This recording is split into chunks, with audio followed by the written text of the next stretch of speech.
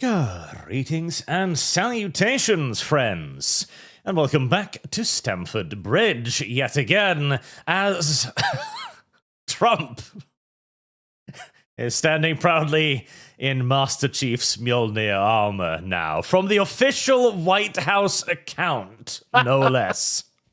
You remember the them back in like 2016 when they're like, oh, GamerGate is everything. GamerGate did this. GamerGate is taking over the White House. Well, I guess they were right. If I ever doubted them, I take it back. Gamers in control. Absolutely. It's been... Okay, so this one is pretty good, but Homeland Security, they made the best one. The ice one. Oh, they did. They really did. This is so fucking good. Oh, did you not see the one about destroying the flood? Oh, that one too. I got that one, but I like this one better. Oh, don't get me wrong. I like that one better too, because I'm not really a Halo fan. But like the one with the flood, that's where I saw the most salt coming from. Yeah, I've seen that one too. But it might be worth getting that because they are genuinely furious about it. Because basically it's literally like, oh, the illegals or the flood. It's like, well, hang on a second. They're people. It's like, yeah, well, the flood isn't people, is it? Nope. So, but, amazing. This one, though, I like. I want to take a talk about this one first because it works on so many levels. Because part of me finds the entire idea of official government accounts posting memes to be kind of fucking cringe. Yeah. But this is perfect. It's from The Lord of the Rings. Everyone knows it. Everyone knows the scene. Everyone knows the quote. Everyone knows what it's about. Every layer of meaning is communicated instantly and clearly. It is the perfect meme. Yes. It is superb, isn't it? Yes. And also, it's our meme. Yes. This is the meme we've been making for years now, being like, oh, right, the orcs are in the Shire. What are we going to do about it? And the government's like, yeah, we know the orcs are in the Shire. Oh, thank fuck, holy shit. Patriots in control. It is literally like you were explaining to the blue-eyed, naive guy, like, but we could just go back to our little enclaves. We can just live in Arizona. There won't be a Shire, Pippin. Yeah, exactly. You don't understand. It's so good. And the best part, too, is any counter-argument to this is going to require a full leftist meme of, oh, but they can integrate. Oh, we're not going to destroy anything. Oh, yes, there's 5 million illegals flying across the border each year, but it's a good thing. There is no succinct response to this that can be half as impactful as the meme. Everyone can tell, no, the country's fucked. If we let it carry on like this, it's going to be... we're going to literally lose it. It's like, yep. Yep. It is a fantastic fucking meme. And 4.2 million views as well, which, granted, is still indeed dwarfed by the 28.2 million views. Yeah, that was the one they were really spurging about. So, like, no, my childhood. It's like, did you think that Halo was a left-wing game? Well, see, again, I have lost. This one is too good. The left looks at this and goes, fuck, okay, we don't actually have anything here. It's, we ain't got nothing. Yep, they're gonna... I mean, not just that, though, because the right has spent a long time now stamping Lord of the Rings. No, this is a right-wing piece of art. Yes. Right, and the left knows it. The left knows it. Tolkien knows it. Tolkien's like the most reactionary fucking author that's ever lived. Yeah. And so they're like, yeah, okay, you know what? We've given up. Look, you are right. Starship Troopers we'll still make the argument for because we're retarded. But Lord of the Rings, yeah, no, we accept. That's over. We've lost that one. I mean, they never even tried. No. It's too much. But this one, there was enough here because this you can't argue against this. I saw some people try, which I love this picture. Your country on labor, hope everything is happy, but then you look, 1, 2, 3, it's 4, brown. 5, 7 whites. Yeah, it's literally Great Replacement. Yes. And yet, on the other side, it's like ban woke or whatever. Woke is sin. Yeah, no, I agree with that. Yeah. Church the culture war. Thank God. Because this is exactly it. They will not be a Shire, Pippin. Yes. You can portray the orc invasion as beautiful as you want, but you cannot remove the orcs. You cannot remove the fact that your country will disappear if you allow this to happen. God, it's so true, isn't it? It's you will. True. And even their own memes, they're like, yes, we are going to take your country away. Yes, we are the foreign invading hordes. Yes, we fly the flag of your occupier. Yeah, they're literally no England flags on the other side, are they? Because England has disappeared. Yes. They've stolen it from us. There is no England. The only England that remains is the temporary remnants of Whitey before being bred out. So... we should thank our opponents for having such poor meme game, to be honest. Again, the best right-wing memes come from the left because they just can't understand. Yeah, they don't. Yeah, yes, exactly. They don't understand why what they're offering is evil. It's like, okay, yeah. Yeah. Again, this is why this is so good. There won't be a Shire Pippin. Like, to everyone normal, it's like, oh shit, he's right. Yeah, look at their own fucking propaganda. Where's the Shire in that? So, again, too good. But this one is just perfect because destroy the flood. Now, to anyone normal who knows what the flood is basically the representation of sin in Halo. It is this all-corrupting, all-destroying, creeping presence that can never truly be eradicated, only ever resisted.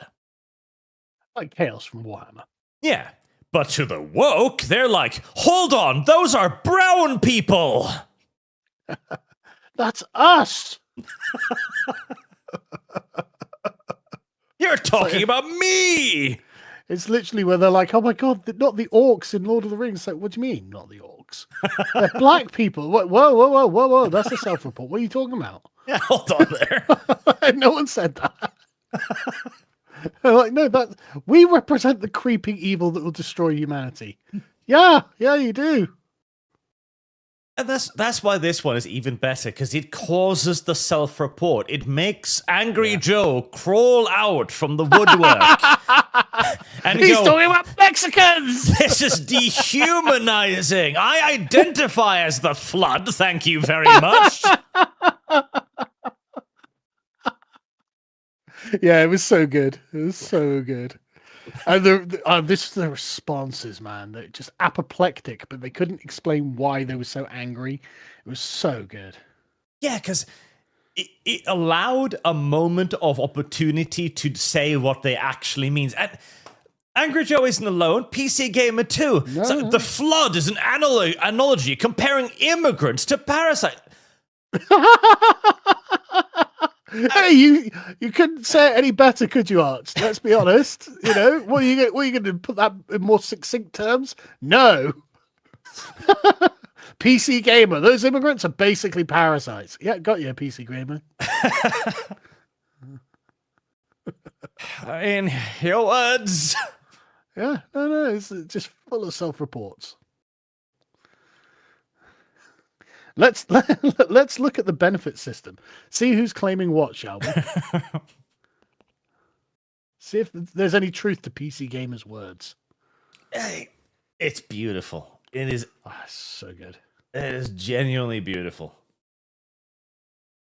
And of course, this is one of the worst battlegrounds too. So they're quoting one of the I think the art director in here somewhere. Where he's basically saying that there's no references in Halo. It's not supposed to refer to anything. There's nothing there. Suddenly, art is not political on any level anymore. Oh, yeah, God, that's another thing I've seen. Oh, no, I used to love Halo. I can't believe they're politicizing my art. It's like, oh, can't you? Oh, I'm so sorry this is happening to you. My God. It's literally the fucking Pirates of the Caribbean first time meme or whatever it is. It's just like you know, really, we're gonna get to the point now where you're like, I can't believe those horrible, evil right wingers are saying even art is political. Yeah, fuck you. Yeah, and this is, of course, As always, just hypocrisy.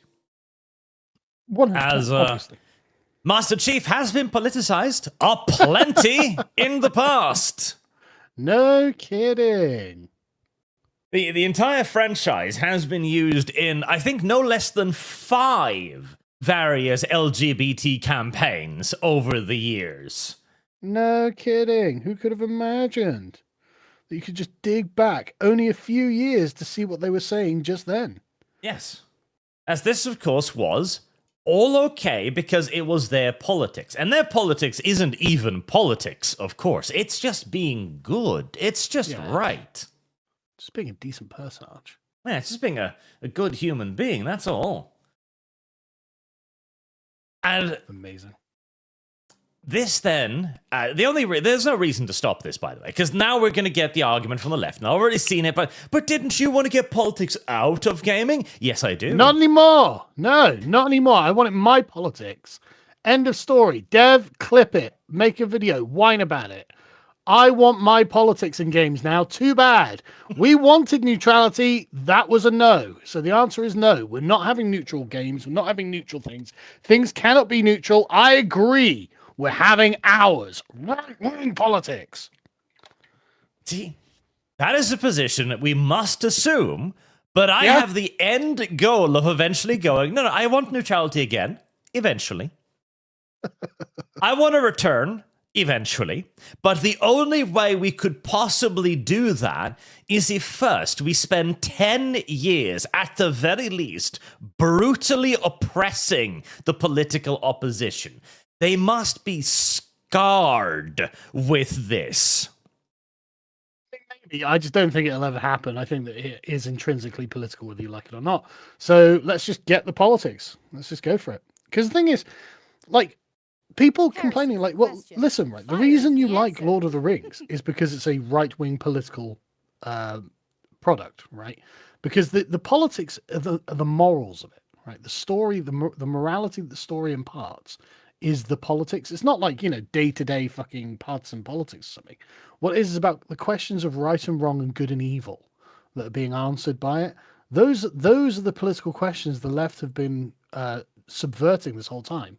But it's like, well, no, actually, we do need to have, the right and wrong, good and evil questions answered in our media. These are political questions, and our media has to have an answer to them. So let's just go for it. Like, what is right and wrong? What is a good story? What is, what should be told? We can do this. Absolutely. But the differential comes in with the ability to try to force it. Because Microsoft, PC Gamer then, of course, tried to do what they always do, where they reach out to Microsoft. Go like, Microsoft, do you see this? The evil, the fascists, they're using your thing. Condemn them. And Microsoft's only response was like, listen, we're not going to take on the US government. It's just not going to happen. I've heard reliably from you they're fascists. Are you fucking mad? It's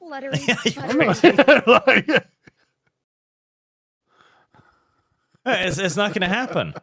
Oh yeah, hey, PC Gamer reached out to Microsoft. So Microsoft stated that it does not have anything to share on this matter.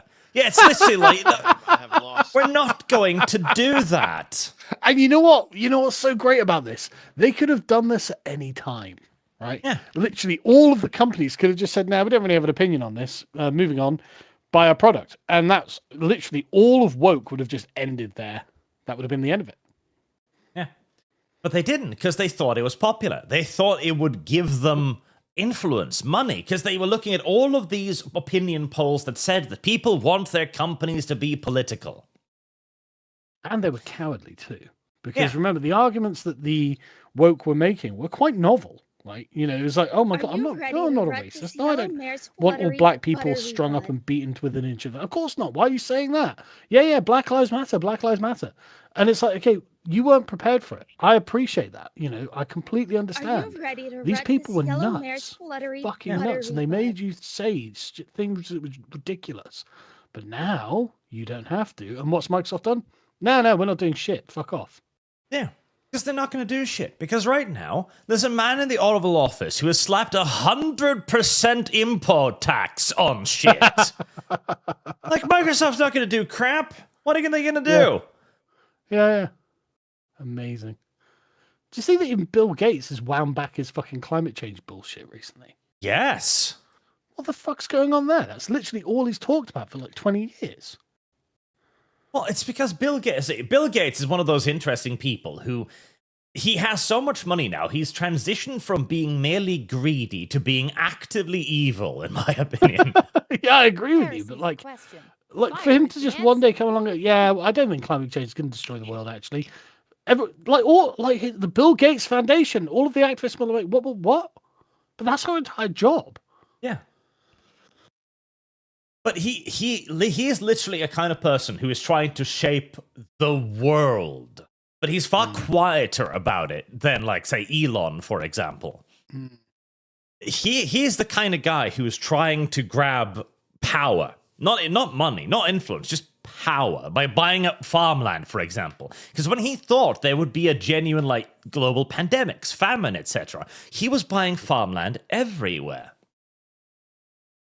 And now he's simply just adapting to the current situation, just like Microsoft is. It's kind of mad, though. Like, he was genuinely like a watchword for evil globalist who wants to destroy everything. And then he's like, yeah, no, I'm kind of done with that now. So, oh, okay. Absolutely. Now, to return to the topic of, like, political neutrality, right? What I want is a world where you can have Lord of the Rings. And you can also have, like, Disco Elysium. Where you can have V's porn game. Yes, absolutely. Sorry, V, I'm banning it. Because there are many ways. Oh no, V's is Hotel Elysium, isn't it? Hotel Elysium, yes, not Disco Elysium. Sorry, I thought it was. Sorry, V, I don't want to have to ban yours, but degeneracy. But that too. Because you can have a specific moral question, a specific moral setting, where something far more progressivist could be the solution as well.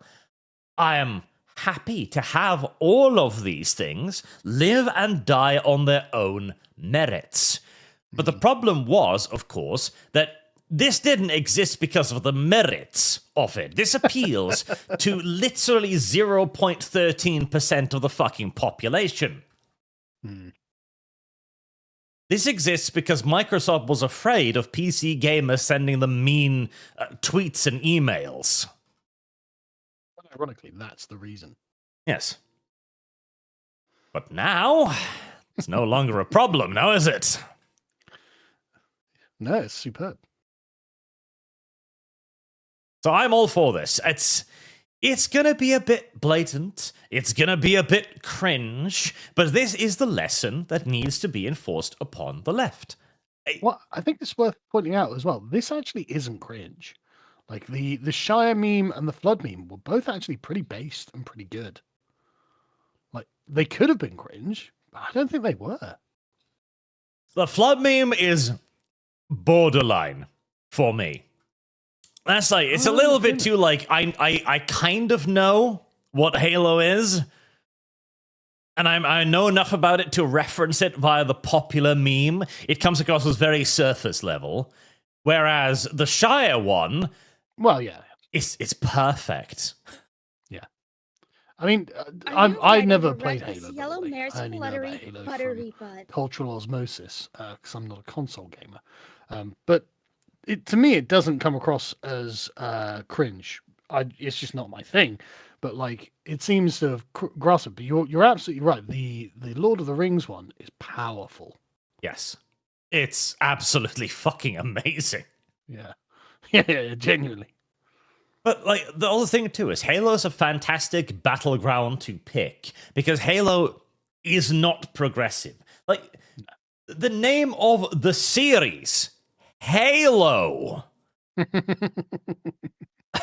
I know they're the giant rings in space meant to eradicate shit, but that's the entire point. Halo, salvation, the holy, the rescue. Humanity is the chosen species in that universe, for fuck's sake. Master Chief, what? John 1:17, the referencing to the Bible quote, John will come and tell you about Jesus. It is a Christian setting. And the thing is, too, it is a Christian setting in the best sort of way, where it's not preachy, it's not enforced Christian morality, it is simply a video game using Christian themes to tell a universal story that everybody likes. Humanity is on the brink of destruction. We have to fight off the evil shit to live. Here's an assault rifle. Have fun. Humanity is the chosen species in this universe too. Yeah, it's always the chosen species. It's weird.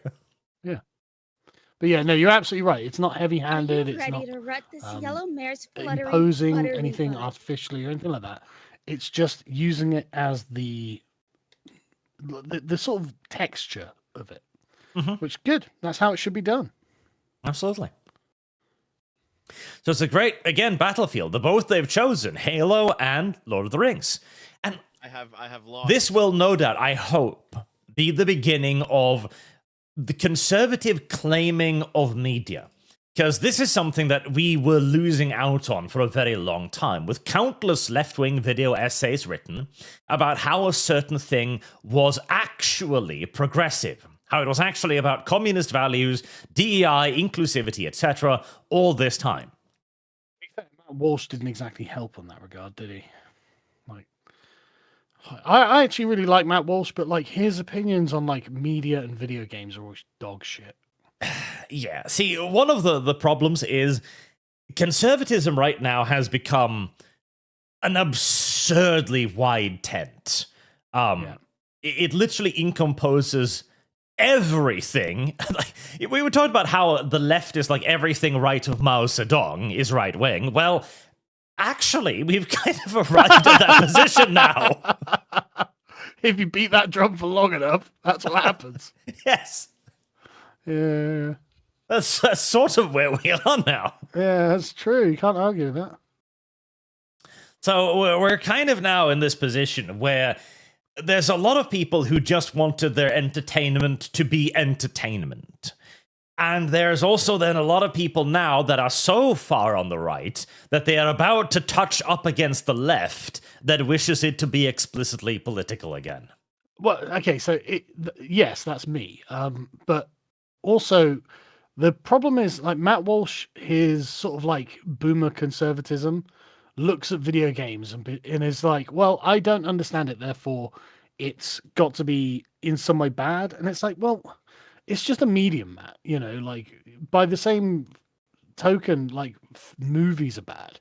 You know, by the same token, novels are bad. By the same token, you know, doing anything other than standing in your garden lumberjacking wood is bad, right?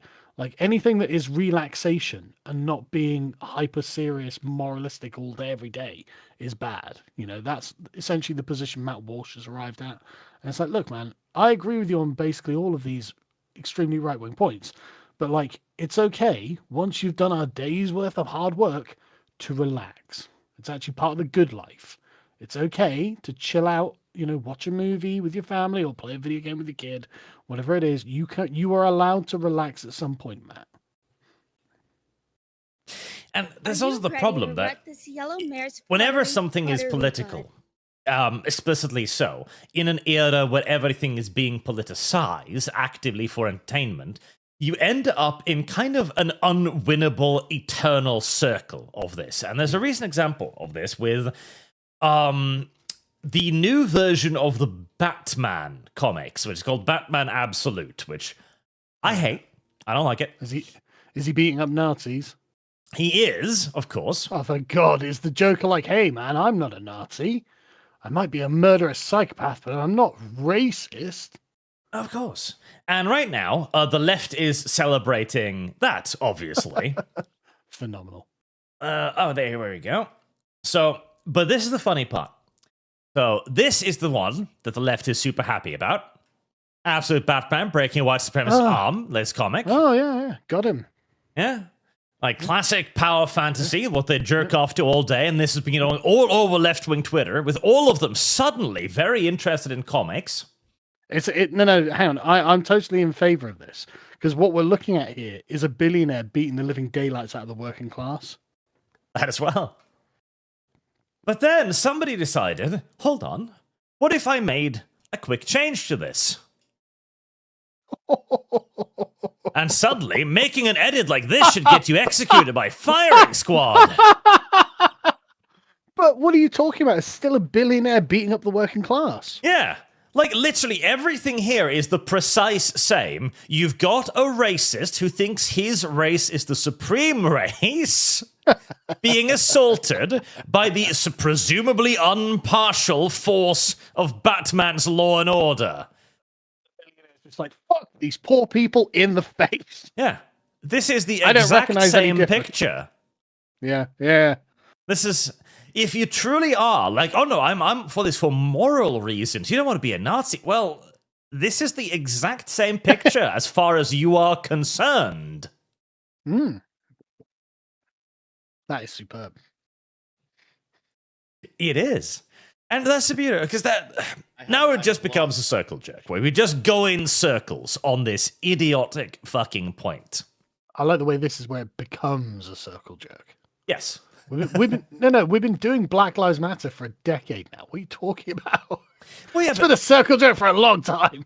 It demonstrates the obvious hypocrisy of it, like, okay, and not okay. And why? Because the only difference is the race of the person pronouncing the racial supremacy. Only difference. It's literally the only difference it's ever been. Yes, it is the only difference that's ever been. But there are too many people who are too blind to that to understand what's going on there. Oh, it's going to be the meme from fucking Event Horizon.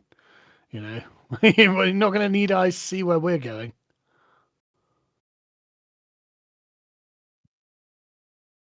No one's going to be blind. Oh, no, don't worry, Karen.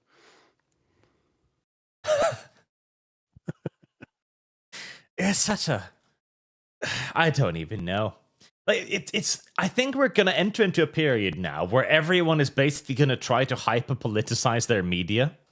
Based. Where it might even come out being better, but like, okay, here's the big danger. Right, let's assume that we begin to lean into this. Because one option is that you do the Microsoft route and all of the companies just go like, nah, it's time to just shut up. There's no winning side anymore. We're just going to back the fuck off. Ideal. That'd be smart.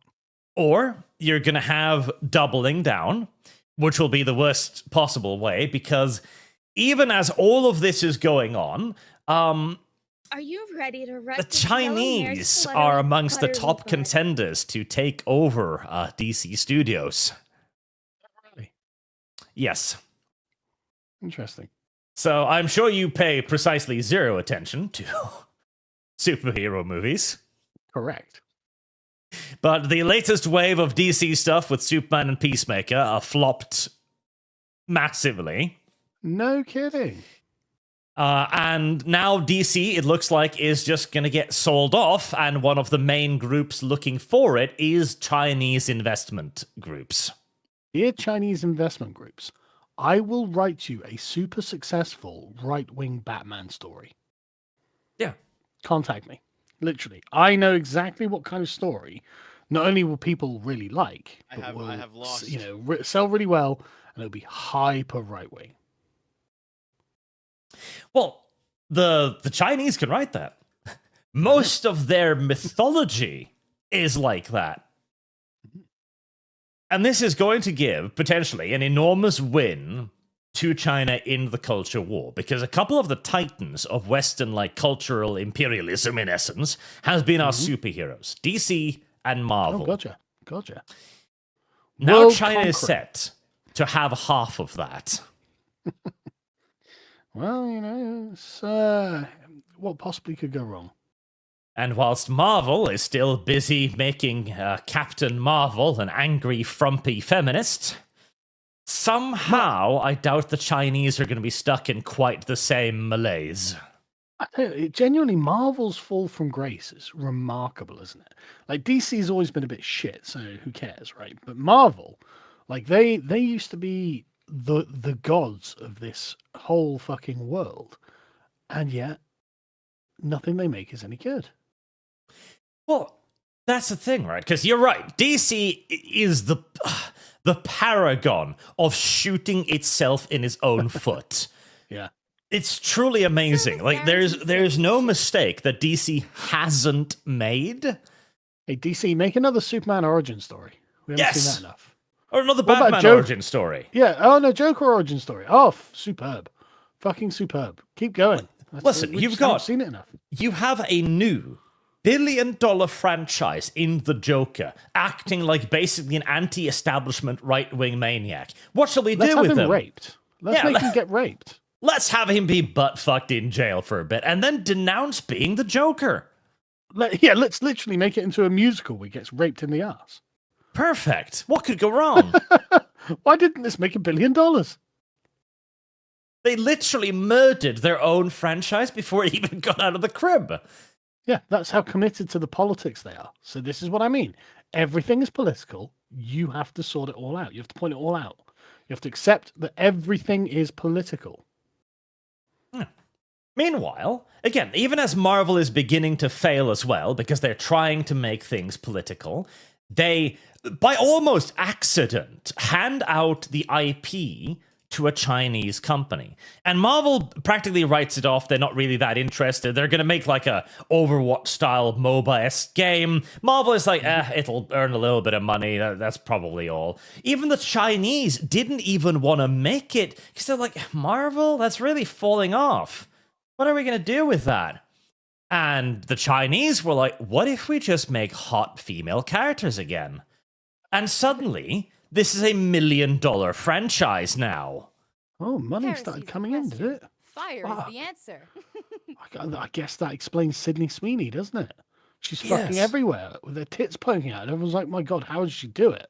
I don't know, bros. Like, do you see the picture of her today that you obviously can't get up on screen? Yes. Because she's got this transparent dress on or something, and yet it's all over my timeline. Like, and everyone's sharing it. It's like, yeah, well, how does she do it? How does she know? Like, How does she do it? And like that's what I fucking hate about this, because we have left ourselves in such an absurd position where all our cultural opponents has to do to outcompete us is to put a beautiful woman in a latex suit. just don't hate men. Don't hate the West. Just be normal. Just tell a normal story that is what is a right-wing story these days. And you'll do great. Yeah. It's so fucking idiotic. I know, but here we are, and you know, there we go. That's how the game is going to be won by the Chinese. Yes. I have lost. That's why I fucking hate the fact that we're beginning down the political spiral now, because it's going to end up in a situation where Marvel will eat itself trying to compete in a more politicized world as they will further radicalized. Meanwhile, DC will be bought by the Chinese, who might actually be able to pull DC out of its endless spiral of self-harm simply just by putting a woman in a corset. I always found DC to be kind of like the slow kid in comics. It Like is. it's like there's nothing wrong with their properties. They just have no idea why they have them. Well, I think like one of the best examples of DC's inability to understand what they have, because I think that is an excellent way of putting it, right? Is in the old animated art style. It was simple. This is not overly complex, but it is immediately recognizable. Yep. And it is heroic. It follows all the rules of heroes. Fucking massive torsos, hot women. Everyone knows what this is at a glance. And then they trashed that art style for this. Why do you do this to yourselves, DC? Okay, well, yeah, that's a choice. You've made it. Yeah.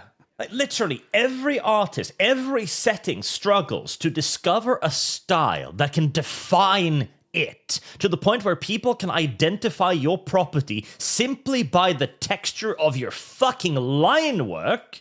Yeah. And DC had it, and they chose actively to give it away. I mean, if it helps DC, you will just end up coming back to it in the same way that Marvel went back to X-Men 97. Yes. Like you will be forced to go back to it. So like, what everything else sucks. Like, yeah, no, you hit on the winning formula like 30 years ago, and for some reason you fail to understand that. And so you're going to spend however many years fucking around, losing money. And so, oh, right, so we just do the old thing again. Yeah, just do the old thing. That's literally all it is. Yeah. Just do that.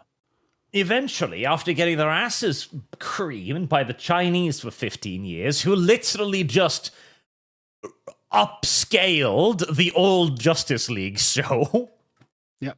then Marvel will eventually do the same. Yep. Such a retarded fucking situation. Yeah, but that's fine. The Western industries have to learn that they've been retarded for far too long.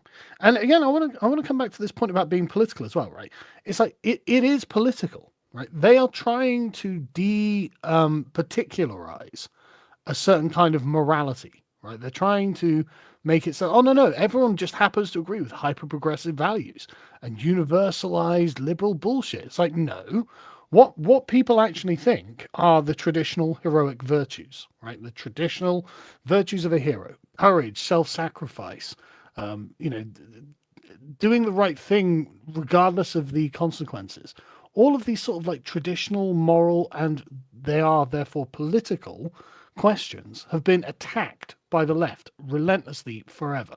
So, okay, but that's fine, because when we say we want it to be political, what we're saying is we want traditional heroism represented. That is what our politics is. The politics of the traditionally heroic. It's like, that's fine. This is openly political, that we want traditional heroes, traditionally heroic Western heroes are our politics. And this is what Trump has lent into, frankly, in his whole persona. It's basically him saying, I'm kind of a superhero. And that's what the whole campaign was. That's what the whole fucking meme game is about. And that, we agree. That's what the Western man should be striving for. Because as the Fourth Age keeps pointing out, the Western heroes were meant to be paragons of virtue. And modern heroes are the opposite. They're paragons of vice. And it's like, that's fine. You can politicize vice as much as you like, but we're going to win this battle because virtue wasn't chosen arbitrarily. Virtue was chosen because it's good, intrinsically good in itself, whereas vice is intrinsically evil in itself. And so all of your characters just seem evil. What was that? The Brie Larson hero, where she steals the motorbike off the guy because he like chats her up or something, right? Captain Marvel, yep. That's it, right? That was the such a good example, like the example of how they don't understand that morality actually is only one way, and what they're peddling is evil. So this guy was a dick and he chatted you up, but it's totally unproportionate to break his hand and steal all the stuff. That's you being a villain, you fucking idiot. That's you being vicious. Yeah, and it's about balance, right? Because too much of one thing will lead to fatigue. We can have the hero story, and then, once we've had loads of hero stories, then we can have something ridiculous. We can have something that plays on those tropes. We may even then have the opposite, like the countless evil Superman stories. But this remains the base. Yeah. It is always the base. And the thing is, the anti-hero stories are great. I like anti-heroes. They're some of the most compelling characters. But the anti-hero isn't evil. He's not Captain Marvel.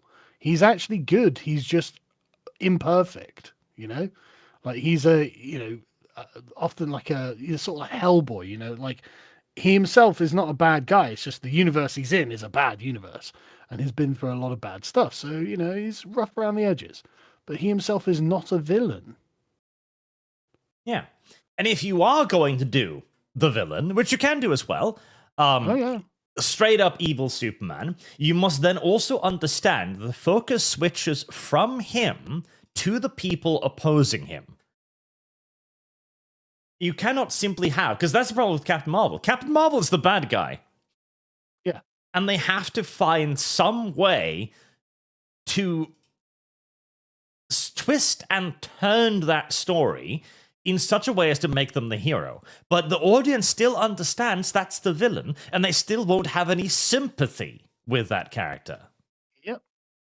Why would I want to? Why would I want to sympathize with a wicked person? Exactly. So, yep, it all basically comes down to we're seeding a lot of terrain, but it might have to be seeded so that people will learn a lesson. Well, I mean, this is the point, though, right?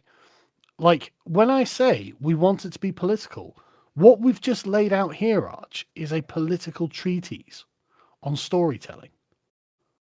We have just explained why their political views are wrong and why they produce villains, and what we want are heroes. So that we have just been expressly political here, and they will say, and they will tell us, in no uncertain terms, yeah, no, this is a determinate political agenda you have laid forward. It's like, yes, it is. Okay, fine. It's still what we want, and it's still what we're going to get. So shut the fuck up and live with it. And speaking of, that can lead us back to the GamerGate thing, as there is a wonderful comparison here between the old and the new. There is. Now, let me catch up with a few of the super chats first, then we'll get to the Grokpedia versus the Wikipedia article on GamerGate. As it says on Wikipedia, online harassment campaign. You don't have to cite the deep lore to me, which I was there when it was written. Trevor, did you see the new Bannerlord DLC gameplay? I did. Did you see that, the new For War sale? I was literally watching it 10 minutes before we went live. I do like it. I like how rough the seas are. Yes. The boat's going up and down constantly. To the point where, like, there's one bit where they're fighting a boarding action, and then one boat goes up, one boat goes down. They just have to stop fighting. And it's like, that's actually pretty cool. I quite like that. Mm-hmm. It does look okay. I'm still skeptical. Almost no game has ever done naval combat well. I know. But hopefully this will be the one. I mean, I'm going to give it a go. Absolutely. Obviously. I think they announced a release date now, I think, too. The 26th of November, I think. Yeah, literally a month's time. Yeah. Definitely going to try it. Yeah, I'm going to give it a go. Sensible Center, we just wanted to play video games. It would be a good autobiography title, Carl. Any plans to write one now GamerGate has come full circle? I'm not going to write an autobiography. Not yet, you mean, surely.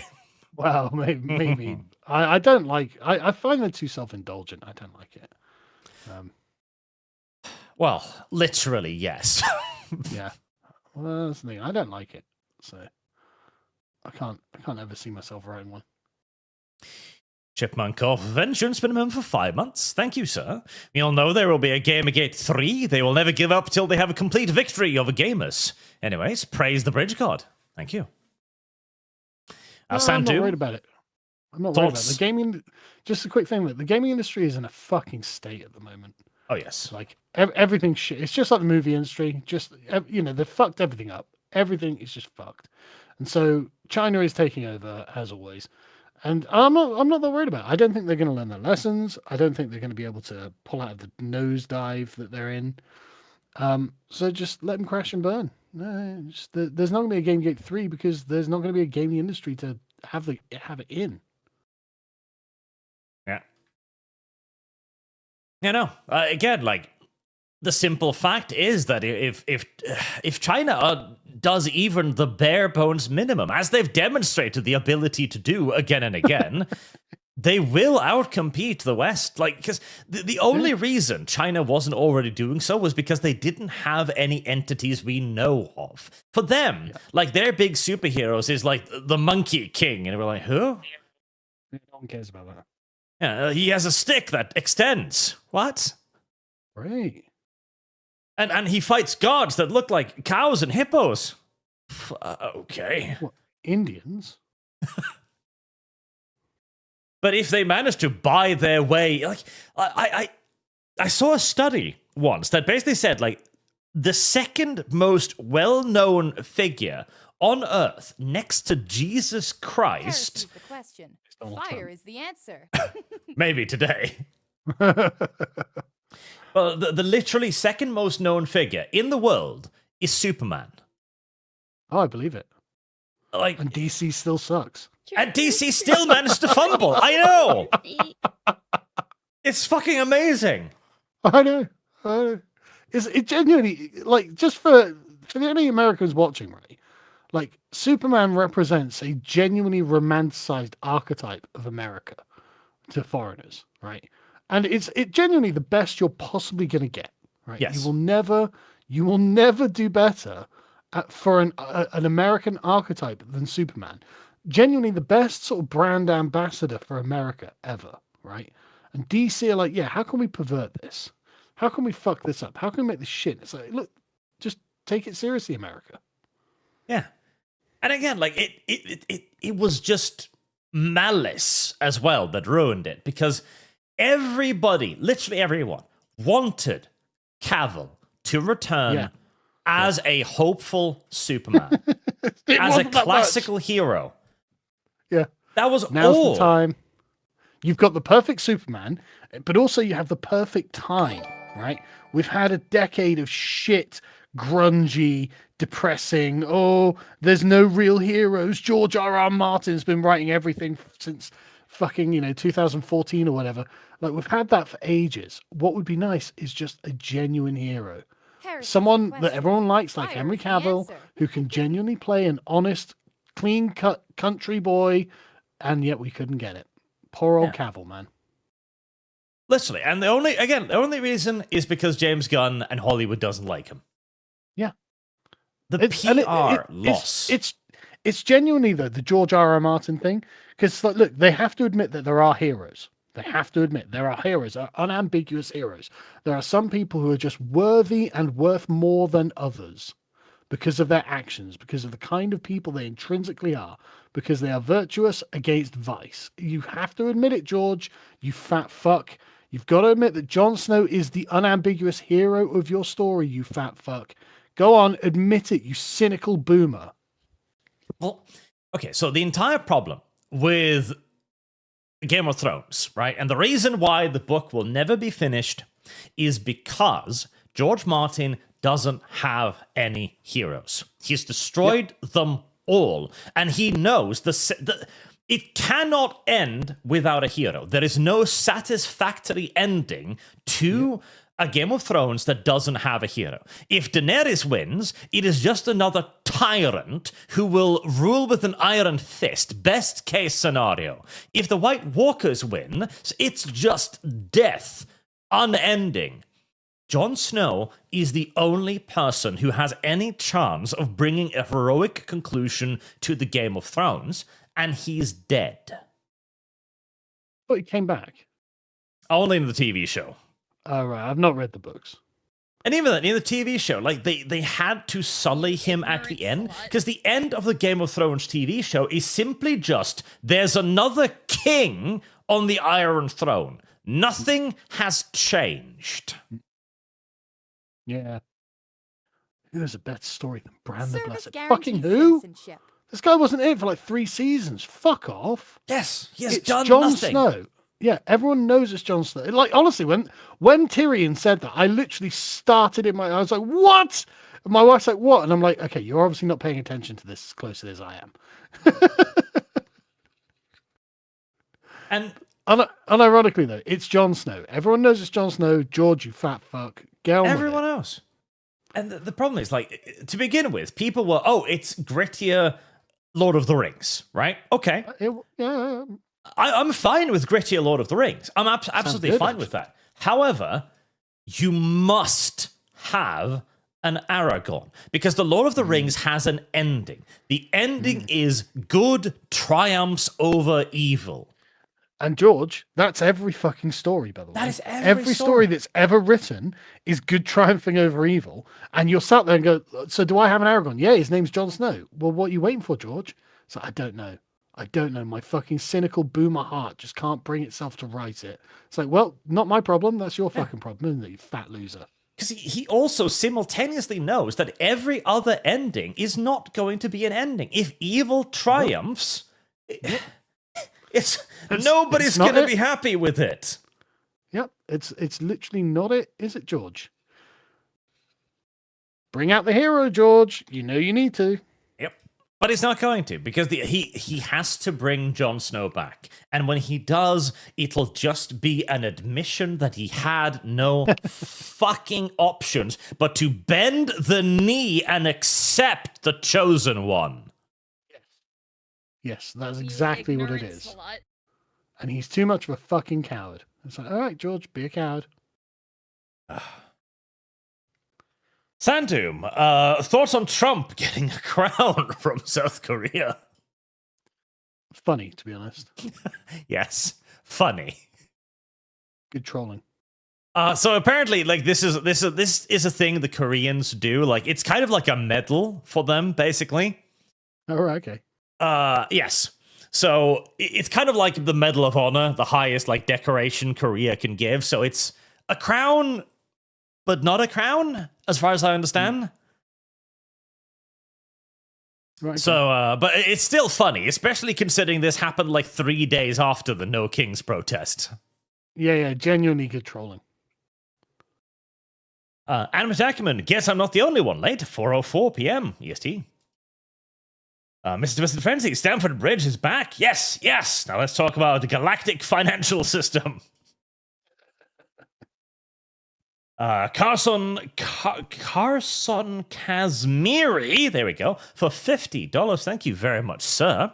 It's so weird to me that something like GamerGate, which should have been a nothing burger of a story, exploded to the point where it became my raison d'etre for becoming politically active when I learned that I was never going to be left alone. Now we keep winning, and we're not going to stop winning, lads. Well, that was the thing, because GamerGate, the idea was, oh, this is incredibly unethical. Stop that. But then we managed to kick a hornet's nest of subversive shitfucks who then thought, oh my god, they're onto us. Throw off all pretense. Declare open war. Yeah, and remember how it was Leigh Alexander who went to The Guardian and wrote an article first, going, gamers are shits, by the way. The Guardian has never had a fucking, thought in its head about gamers ever before, but because she's got connections, she was like, oh, I need to go and conscript the mainstream shitlibs into this. It's like, if you want, because that's just going to open a new front in the war. And so the things kept widening, the more of their allies they kept drawing in. And it's like, okay, but this is not good for them. Like this, we're the autistic people who have got nothing. This is our hobby. This is what we do for fun. And for a lot of us, this is what we ended up doing as careers. So like, we're not going anywhere. This is all day, every day for us, you fucking idiots. Like, you've just opened up a front in a war with something you can't ever actually destroy. Yeah. And again, we were utterly confused at the time as to why this was happening, because we genuinely were upset about a breach of etiquette. But that breach then revealed the sheer amount of shit hiding underneath. But on the plus side, we're very different men now to the ones we were then, right? Yeah. Because, like, if you think back, I assumed that the world could be essentially left alone to run itself and that everything would go just great. It's like, no, that's actually not how it works. And like when this started in 2014, I wasn't a dad, I wasn't married, and now, I'm more than 10 years married, I've got a load of kids, and I realized that the right is right about having order and structure and rules. Right? The right is right about that. And it's not for yourself, it's for other people, the people who are dependent on you. And so every time the left attacks the order and structure that is righteous in the world, you have to be there to push back. You have to be there to fight them, because actually that order and structure was there for a reason, and it's not for you. You've already had the benefit of it. You had the benefit of it 20 years ago when you were a kid. Now it's for other people who need that. Yeah. And there's also just the fact that the right has been correct on a lot of fundamental things that we didn't even think about because it was just natural at the time, right? One recent thing that shows this is this thing. Have you seen this? Yeah, I hated it. Absolutely hated it. Yes. So, this is Simon Cowell, the famous talent judge guy, who If says, it helps, Simon Cowell is very famous in Britain as just being a giant piece of shit. Yep. I don't believe I'm passing down from generation to generation, he says. His $100 million net worth will go to children's or dogs' charities. Thanks, Dad. Instead of his son. Fucking boomers. Fucking imagine having that conversation with your son. Listen, son, I value literal, random, street dogs more than you. Yeah. It's literally the worst aspect of boomers is when they're like, yeah, you know what, my kids can go fucking hang. I don't care. Not my problem. Like, I've done my part, if it'd be one thing if he was blowing all his money on cruises or something, but literally giving it away, right? So I'm writing the article for the next edition of Islander at the moment, and I'm writing it about heroic ethics. And one of the important things about giving treasure, right? If you look at in The Wanderer, where he's lamenting not having a master to be the giver of gifts and treasure, or if you look at the way that Agamemnon and Achilles, the primary fight between Agamemnon and Achilles is that Agamemnon took Achilles' treasure in Briseis, the slave girl that Achilles had rightfully won in war, right? Agamemnon takes her away because he loses some of his own treasure or whatever. And so, like, Achilles is humiliated, right? Achilles is fuming because of the lack of respect and honor shown to him by Agamemnon revoking his treasure. It's like, look, no, you don't get to do that, because the nature of the gift itself, it actually doesn't matter what the gift is worth. What matters is that the person, you giving the gift, shows that person is worthy. And if you don't give the gift, what that implies is the person is not worthy. And so what Simon Cowell is saying to his own fucking son is that you are not worthy to receive anything from me, which must be fucking heartbreaking, dishonoring to his own son. And like, again, he's going to piss it away into some stupid fucking charities. They're going to be, massively corrupt with people who are earning like 6 figures a year out of them, whatever, blah, blah, blah. It's like, what a horrible fucking thing to do. And again, the obvious, self-evident evil of it. I will take that money. I will give it to other children that are not you. I will give it to dogs before I give it to you. Yeah, it's genuinely awful. And there's like, not only do they have no claim, but it just shows the scant regard he has for his own children. It's like, that's horrible, man. Yeah. That's the worst of the boomer mindset right there. Like, son, I will put my bullshit principles ahead of you. Yeah.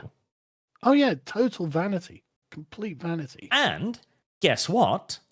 Simon Cowell came from a wealthy family himself. Shock. I bet he Cowell, inherited, didn't he?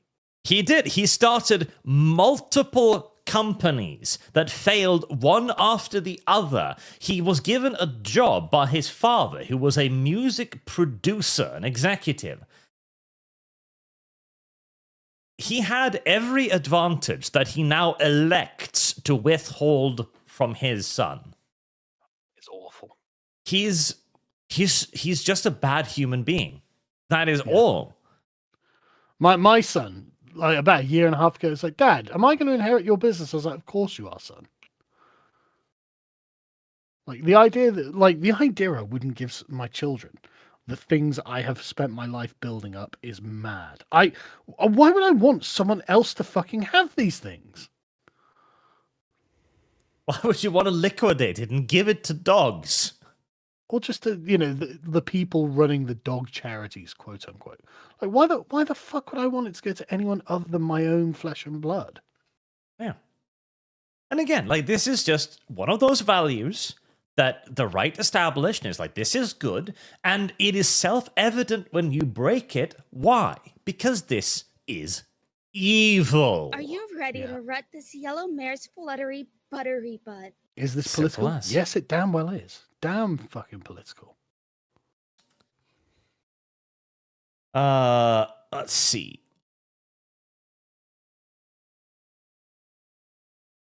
Zuluxon, the right has not learned its lesson from Kirk. We must turn up the pressure and match their rhetoric and actions in every aspect, including at the government level, i.e. throwing dissenters in jail for years without trial. No, I don't think we should do that. I mean, we are the men of virtue, right? So we should do what we think is correct. Obviously, throwing people in jail without trial is not correct. This is never a case where we in the English-speaking tradition think that's the right thing to do. So we don't need to do it. We'll win consistently on our terms, whether they like it or not. And we are winning repeatedly on our terms. And it's driving them mad. So we don't need to stop. Don't need to do anything differently, frankly. Why not? We win as we think is best. I have lost. Shit. The real Dank Clank, Sargon, are you going to talk to Razor Fist at some point? He's apparently mad because he claims your fans misrepresented him. My fans misrepresented him? I don't know. Well, I mean, is this drama? This is the first I'm hearing of it. So I just want on the record, I fucking love Razor Fist. I watch his videos all the time. Whenever he puts up a rant, like, I don't know, cooking dinner or something, I'll put it on. Basically, I agree with almost every take he has, and I just really enjoy his content. So if there's a beef, I wasn't aware of it, and I love the guy.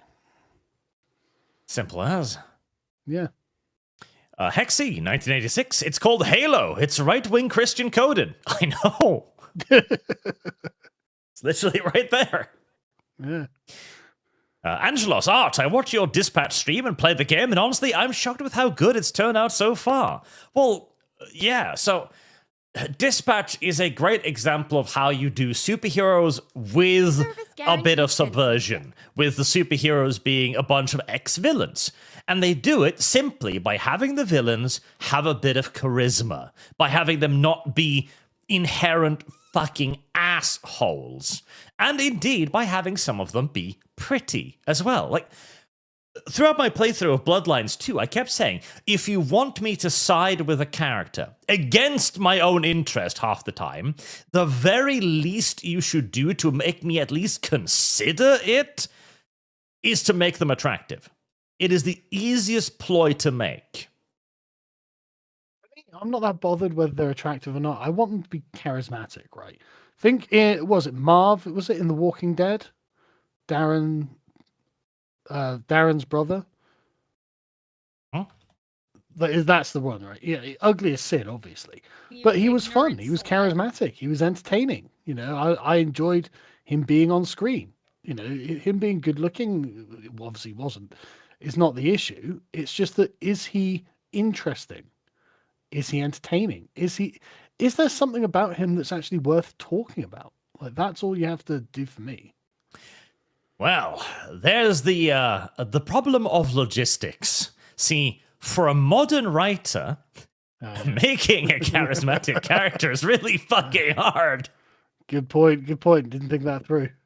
So if you have the option between approaching somebody who got his diploma in writing 2 years ago and asking them to make a charismatic, generally appealing and intriguing character, or a random artist and say, bigger boobs. True. Well, I mean, that is definitely the shortcut, I'll grant. Yes.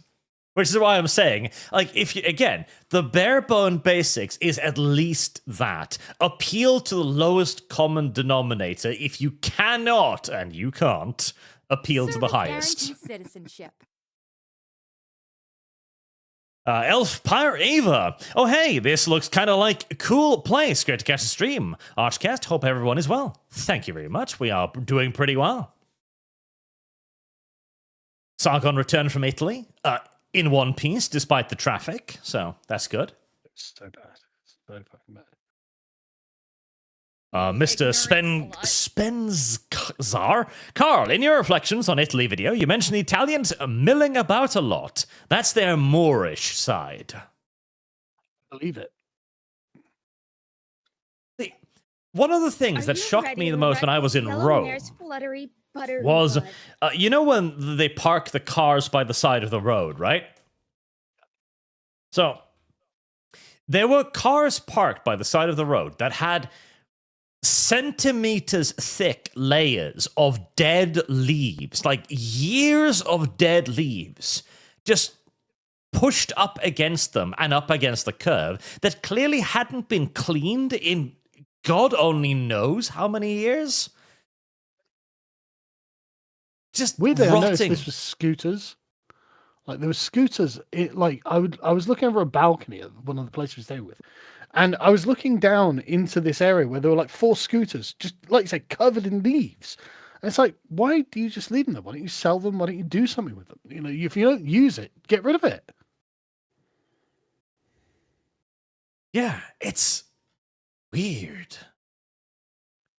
But I agree. It probably is the Moorish thing. I think what it is, though, right? What mostly it is that actually it's the sort of Northwest Germanics who don't mill. I think everyone else on Earth basically mills around a lot. Charlie the Beagle, speaking of W's, the Deputy Prime Minister Simon Harris of Ireland has announced on TV that migration to Ireland is too high and that faster deportations are needed. Our asylum seekers were between 2,000 to 3,000 a year, are now at 20,000. Yeah, it's mad, isn't it? As they say, Ireland's tiny as well, so... build it and they will come. You've created a Western nation. And now... prepare to share. Yeah. Darden ago, the real flood has never been tried. Leftists, 2025. Wow, I mean, basically where they're at. Chickadoy and Demian's last 2 videos are great about Halo memers. I'll take your word for it. Charles the Beagle, one of our 2 presidential candidates, lost and came in 3rd place. This is due to her huge numbers of spoiled votes.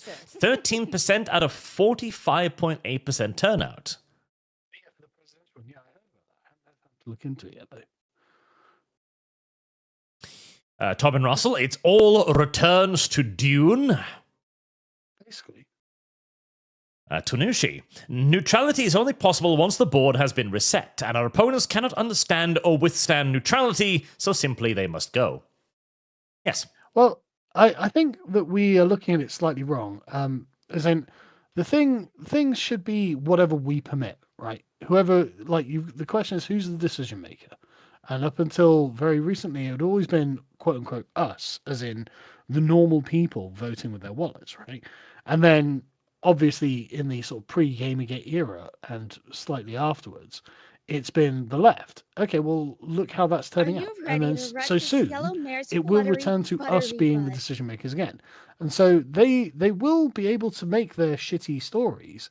It's just that it'll be not the mainstream of what storytelling is in the West. Yes. And the only way we will even return to that is by enforcing the tyranny of neutrality. Games Workshop, Microsoft, all of these companies.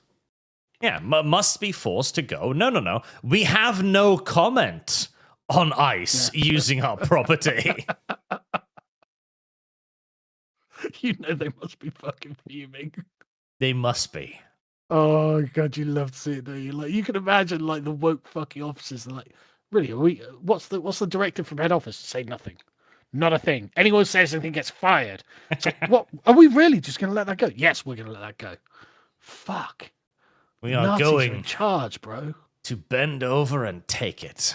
Yeah, I know. You know they must have been fucking fuming. R-worded, Halo is homosexual. It's a rip-off of Doom Guy. Agreed. I was never a Halo fan, but like, I don't dislike it. Eric Just, historic question to Sargon. If King Harold Godwinson had won the battle at Hastings, would Britain be Danish today? Or would it just get British later? No, it'd be Saxon. Yeah, I don't... Danish. Why would it be Danish? No, well, there's no reason to think so, because, I mean, Harold Hardrada was the last proper Danish invasion, or Norwegian invasion that failed, because Godwinson crushed him. So there's no reason to think that there would have been further Danish invasions. It would have just been a Saxon land. I mean, I suppose the descendants of Knut might have levied some claim afterwards, maybe? Maybe, but there's no reason to think that it would have gone anywhere. Yeah. Yeah, I think if Godwinson anything... was powerful enough to crush William, then I don't think there are any other significant contenders, frankly. Yeah, because you got to remember too, like England was actually a very difficult invasion target with a lot more stuff than most of the people competing. The reason why that the Normans won was one, very different tactics, mounted tactics. Two, a bit of luck with a certain arrow at the end, and three, Harold had to start disbanding his army. And he also Harold's impatience, right? Because Harold was very confident because obviously he was an experienced war leader. He was an experienced political man. He'd just won a great battle. And so he's like, right, okay, well, we'll just march south.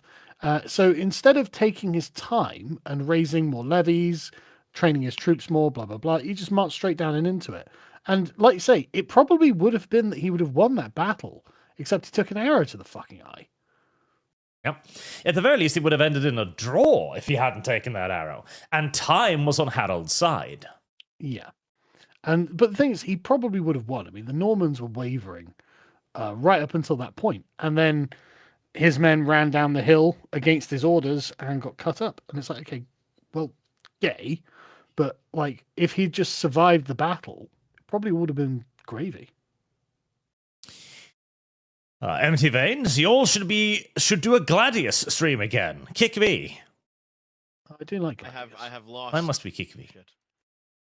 We don't have to do anything with V. Well, I mean, we don't have to kick him anyway. He can join us on Gladius. Worded. Microsoft literally ripped Doom Guy off. It's the same armor.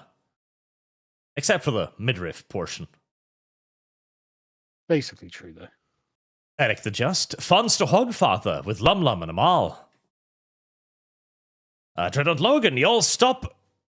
I'll stop my great march when we are talking about the French question, and if they have a country, or if the Greater Anglo Empire should have it. Well, in reality, it should all fall to Norway, because we were the ones who settled that part of Normandy and then conquered England. Bren Hydra, while in principle I find all of this to be cringe as hell, the left has no argument as to why the right wing shouldn't do it. They wanted it for years, their side, bed lie in it. Oh yeah, absolutely. Like, I look at official government organization posting gaming memes, I'm like, yeah, I don't know if I want you to do this, but then I look at angry Pedro being pissed off about it, and no, I'm enjoying this now. Keep going. Yeah, even if it was cringe, I would just tolerate it for exactly those reasons. But I actually don't think the memes that they've posted are cringe. I think they're actually pretty great. It's like, I'm still far enough in the center to be like, no, my organizations, my government organizations should be as neutral as possible. But again, it's pissing off the correct people. So moral neutrality is destroying leftism. Sorry. Yep. I am happy to embrace anything that pisses Pedro. Yeah. It's just how it's I don't even dislike Angry Joe. It's just, what are you doing, Joe? Joe, to me, has become an avatar. Like, you know how Asmongold is the avatar of the normies? To me, yeah. Angry Joe is the avatar of the left-wing normie. The guy who doesn't really know what's going on, but he knows he's upset about something. He knows he's supposed to be upset about something. But yeah, you're right. They don't really understand. And it's just like, look, Joe, just Just make a fucking review of something, mate, that's just normal.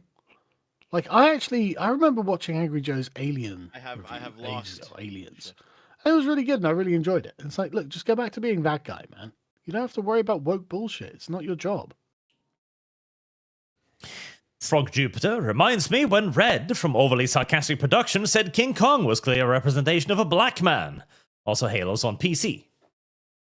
Is that? Oh, right. I thought it was just an Xbox. It's on everything now, because they basically ended the console wars the other day by putting it on PlayStation as well. Oh, right. So Donald Trump ended another war. Yeah, that's number 8 now. Oh, well done. For anyone who's counting. Mr. President. Donald Trump's ending wars he'd never even heard of. Best future. Thoughts on Grokpedia? GamerGate is on there too. Yes, we do have thoughts. Well, we'll get to that in a second, yeah. Daily Absolute Batman is an alt-universe working class. Class war tropes are pervasive. I know. I read it. I did a review on it, sort of the first Absolute comics. They're obviously fucking communist bullshit. Superman, you know what the S stands for hope, right, in the comics? Yeah. In Absolute, the S stands for worker. Of course it does. Literally. And I was like, no, this is obviously commie bullshit. And I even got pushback from comic people at the time who were happy to just start eating the slop, who obviously had no idea about anything about this. Like, no, but he's actually a decent comic. Like, listen, if this is good enough for you, you never had any objection to the progressive propaganda. You just wanted the pictures to be prettier. Yeah, and you know what? I'm not even judging. Like, you're just a pig at a trough. Snuffling slop. It's fine. There's nothing wrong with it. You get back, you enjoy yourself, you have fun. Just stop talking to me. Like, we don't need to talk politics. I don't discuss politics with pigs and troughs. That's a good one. I'll remember that one. It's fine. It's totally fine. Go and enjoy yourself. There's loads of slop down there. Enjoy. Snuffle it up. Primark, politics is downstream of culture, and for years, conservative abandoned the culture. That's why traditional conservatives were loser for decades. Correct. Yeah. Which is why we need to be expressly right-wing about the culture. Bill Prickle, these goons will never convince me that this Absolute series is anything other than a steaming pile. I don't need the leftover talking points. When Bats turned his logo into an axe, my spine almost broke from cringe. Citizenship. I agree. Like, I actually like Absolute Wonder Woman from what I saw of it, because Wonder Woman is fucking boring, and so doing anything with her is an improvement. But the other two is just stupid. I haven't seen it. Absolute Batman is not rich. He's working class. He works as a civil engineer. Also barely abides by the no-kill rule. His emblem becomes an act. He does not abide by the no-kill rule. He is a straight-up fucking killer. And he is not rich, and he's working class. I mean, he's described as basically a genius who now supports his mother. And his parents didn't die in this one, too, by the way. His mother raised him, and that's why he's now significantly more violent, angry, and unresponsive. Well, I haven't seen this one, so I can't tell you. Worded. A Joker could be good, though. Have you watched Batman 89 or even the animated series? They just made it woke and gay. Sure, but like, I think turning it into a musical is a deliberate ploy to basically make, because I mean, like, it's not like the sort of incel audience that they thought was watching the original Joker in 2019. It's not like they think those people are big musical fans, right? Yes. No, like the musical thing was an express decision from both Phoenix and the director to try to ruin the movie. Yeah. Because they said as much. They hated the audience the movie attracted. They did that to attack you. Yeah. So accept that that's what they did and move on. Yeah. You know, let them burn up their own franchise. Not my problem. Not my franchise. It's like, fucking Phoenix, too, really pisses me off. Yeah. Because he had an opportunity to become like a genuinely amazing and lauded actor there for a bit. Yeah. He chose to piss it away with Joker by actively destroying it. And like the fucking Napoleon movie was it's awful. Disgusting. Yeah, genuinely awful. Like, on every fucking level, there was not a redeemable quality in that entire film. No. And I loved 2019 Joker as well. I thought it was such a good film. And It was amazing. Oh no, we've accidentally made an incredible film, guys. Quick, we better ruin it. Okay, all right, losers. Yeah, we really don't like that this became so popular. Let's destroy this. Yeah, go nuts. I haven't even seen. Oh no, I think I actually did see the second Joker, because it was online. But like it was literally like 3-4 years after it came out that I finally watched it. I was like, wow, this is shit. It is a travesty. Again, it's because they just wanted to ruin it for you. That's the only reason it was produced. It was literally an attack on the audience. I think it was a Despot of Antrim did an amazing breakdown of it. It was just genuinely an incredible video essay, and I was howling throughout the whole thing. So he's a really funny guy. I was just howling throughout the whole fucking thing. Like, I'm never watching this piece of shit. Why would anyone watch this piece of shit? Are you ready to rut this? The malcontent? I just learned that chainsaws come from the Dark Age technology. The question is why? Why use chainsaws when you have guns that create stars and retcon? Rule of cool. Yeah, and because chainsaws are just useful. Yeah. They have uses beyond hitting people with them. But they're also just cool. Dalma Shep, Bill Gates did a climate 180 turn because he wants to push energy-guzzling AI to control us. That's probably true. That's probably totally true. I just love that there's just nothing that's not evil in Bill Gates' repertoire. It's like, how can I be more evil today? I'm thankful for AI because it'll be the thing that'll finally make us look at nuclear power and go, okay, fine. Yeah. I mean, at least on the plus side, AI is just like, well, yeah, nuclear. I mean, the numbers, bro. The numbers. Yep. We're either going to have to dig up another 20 German cities for the coal, or... I mean, the Germans literally going to have to do that to decommission their nuclear power plants. So they are going to have to do that. To Neil the 10th, I'd prefer a treatise about boobs. Boobs are nice. Boobs are nice. Lion Bloody asks Sagan how he feels to learn that Asmongold has apparently been watching him for a decade. It was crazy to see him admit that live. Oh, I didn't know, but that's great. I love Asmongold. Psycho Science, now, I believe the apolitical media landscape was ideal. However, you cannot unmake the soup. No matter what base liberal centrists say, I can't go back home. Yeah. There is no return to the past. There is only forward into the glorious right-wing future of Halo beams.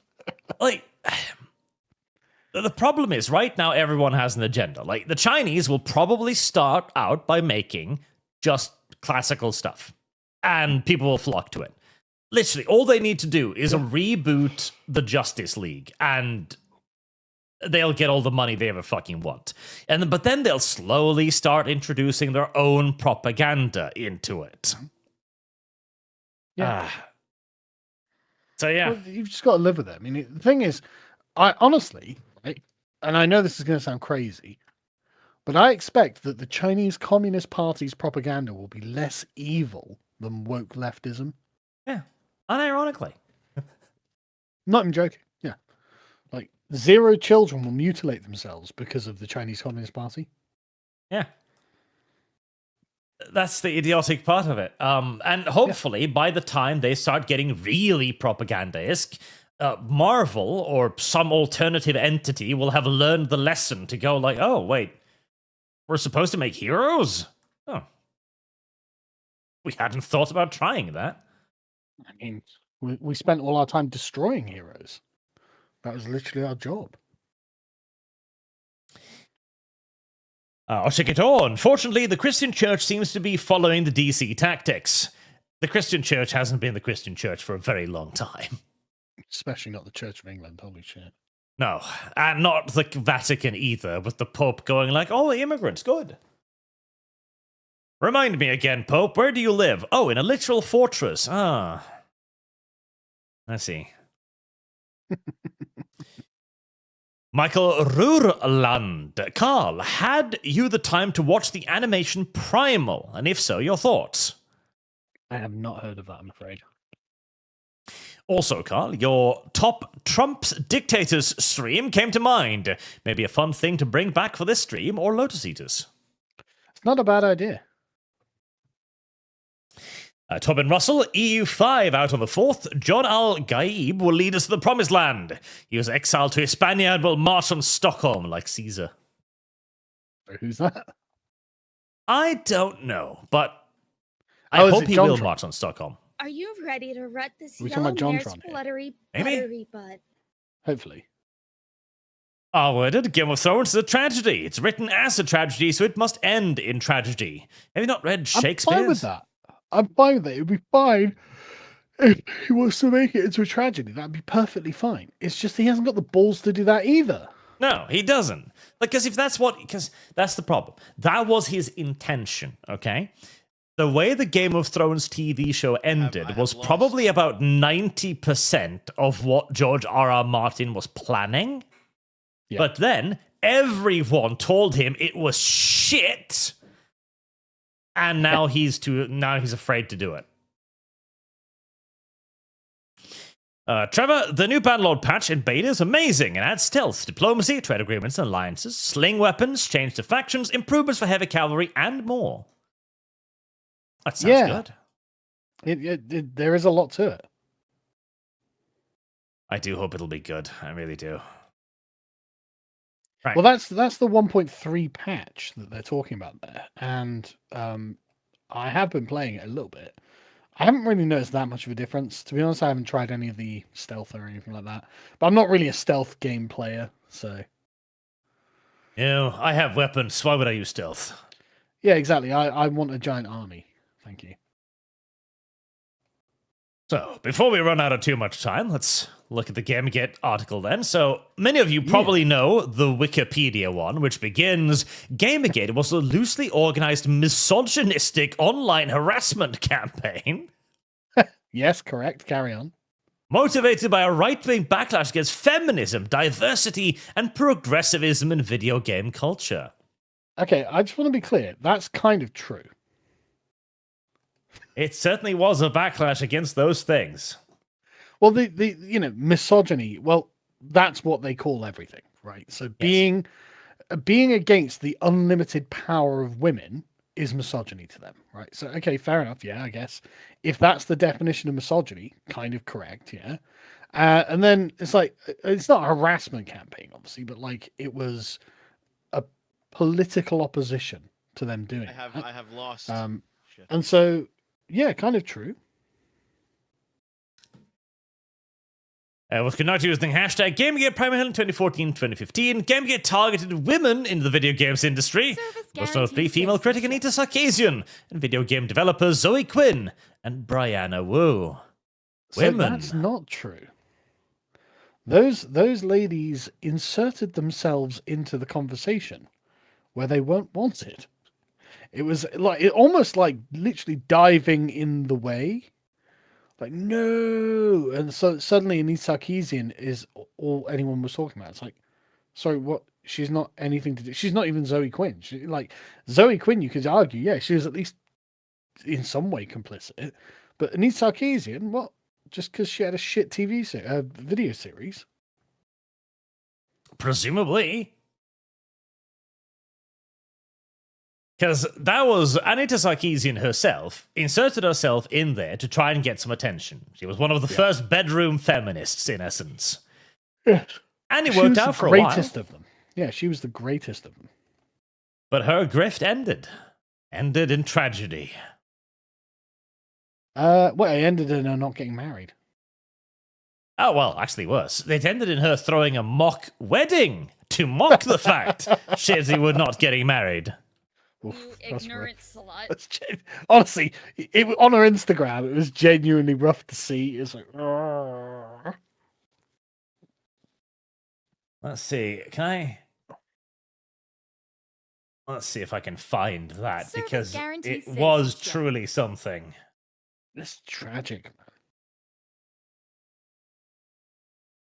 Where the hell is it?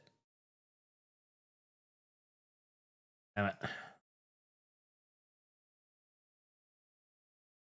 I need to suck you. Fake wedding. Come on, internet. There we go. Yep. That was a thing that actually happened. And the thing is, right, she's a fine-looking woman. There's no reason that she doesn't have a husband. If there's a reason, it's her. I imagine it's a big part is her, the feminist, the lifelong feminist crusader. And I just imagine all of the male feminists she's been around. I feel like she probably has some unfortunate experiences in the past. Imagine Jonathan McIntosh seeing this come up on his Instagram feed. Because they were dating for a while, right? So he must have been like, oh, Jesus Christ. Yeah, and again, she says, I did not get married, but I did have a wedding-themed birthday party in Stockholm. Oh, no. It was goofy and silly and fun. We had a bachelor party, rehearsal dinner ceremony, and reception all in one. Like, she clearly went through with all of this as like a ha ha ha, I'm not crying. I'm not crying. Oh, it's genuinely sad. It's honestly, almost I feel too bad. much. Yeah, no, genuinely, it's almost too much, even for. Yeah, like I never hated any Sarkeesian. Like I always I thought she was wrong, but I never hated her because she just seemed to be wrong about everything, right? So it's just like, okay, she's wrong, but I didn't necessarily think she was evil. I think she's just an idiot. At least not enough to deserve this. Well, yeah, absolutely.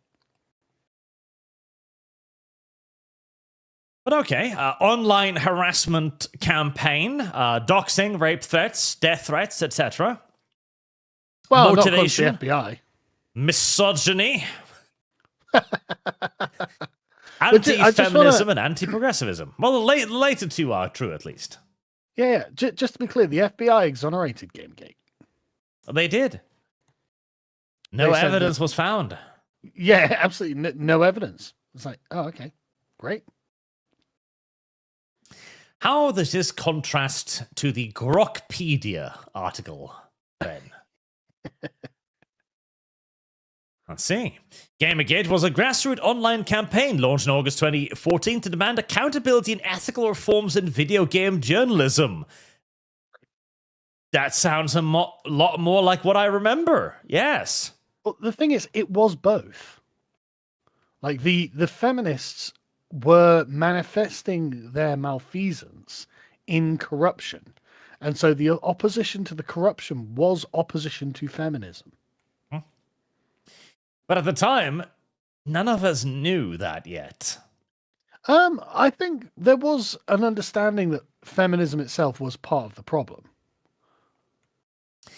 To a degree, but I think even that was kind of a realization, not so much of feminism, but of ignorance. Because most of the early response videos to Anita Sarkeesian were focused around the idea of, no, you don't understand. Allow me to explain to you. Very true. Whereas in reality, of course, it had nothing to do with knowledge. It had to do with, no, I see the world differently than you. Yeah. Evil. Yeah, got it. Aaron Goni accusing ex-partner indie developer Zoe Quinn of undisclosed romantic and professional entanglement with journalists that potentially influenced coverage of a text-based game, Depression Quest. The revelations confirmed to include a relation with Kotaku writer Nathan Grayson, though no direct review occurred, sparked widespread scrutiny of industry conflict, culminating in the exposure of Private Game Journal Pro's mailing list, where over 150 journalists and executives discussed coordinated narratives, blacklisting in response to criticism, including templates for articles dismissing the gamer identity. And that was kind of like where the big misstep came in, because originally the entire Zoe Quinn thing was somewhat of a nothing burger that could have been defended and explained away. Could have just been ignored. Yeah, absolutely. But then it revealed that, oh, hold on. They have a cabal under the carpets, under the floorboards. There's 150 of them plotting. Yeah, this was the Game Journo Pros list that was basically a mimic in the gaming industry of Ezra Klein's Journo list, where they were just all conspiring, actually. And it's like, oh, okay. So they are actually doing that. That's interesting. Yes. And that established the identity of gaming journalists as they are today. Because before this, the gaming journalists were viewed by many as basically our heroes. They were the ones who gave us information about video games. Yeah, oh yeah. I mean, like, I used to buy PC Gamer when I was a kid. Yeah. Like, because that's how you knew. Like, because they came with little demo discs that you could play demos of games. Yeah, you've got a couple of levels of games. Because, I mean, you're 14 years old or whatever. You can't afford to buy a game. So you get the demo, you get a couple of games that you've never played before, you've got a couple of levels on them. Bit of fun. Yeah. Then you get to read the magazine. It's like, okay, this game is good, this game is meh, this game might be good, etc. Yeah. That was how we knew things back then. Yeah. But this showed us that they're actually colluding. They were political. They were putting that above us now. It was the first example of basically tourism, where you had a large number of people whose primary interest weren't telling you about video games, but there was even, I think, Kotaku a few years ago when they were trying to restructure. They said that they were getting tired of having to explain racism to gamers, but they felt they just had to keep doing it now. Well, you can stop anytime you like. We're not interested in hearing about it. Proponent coalescing under the GamerGate hashtag, popularized by actor Adam Baldwin, highlights systemic issues like undisclosed affiliate links, ideological echo chambers, favored progressive critiques over merit-based reviews, and suppression of dissenting voices, leading to a tangible outcome such as revised ethic guidelines at outlets like the Escape It and IGN. And that also was kind of the thing, though, because we asked for ethic guidelines. And we're like, okay, you're doing this wrong. We got those, but in the process of getting them, it was then revealed how much else was wrong.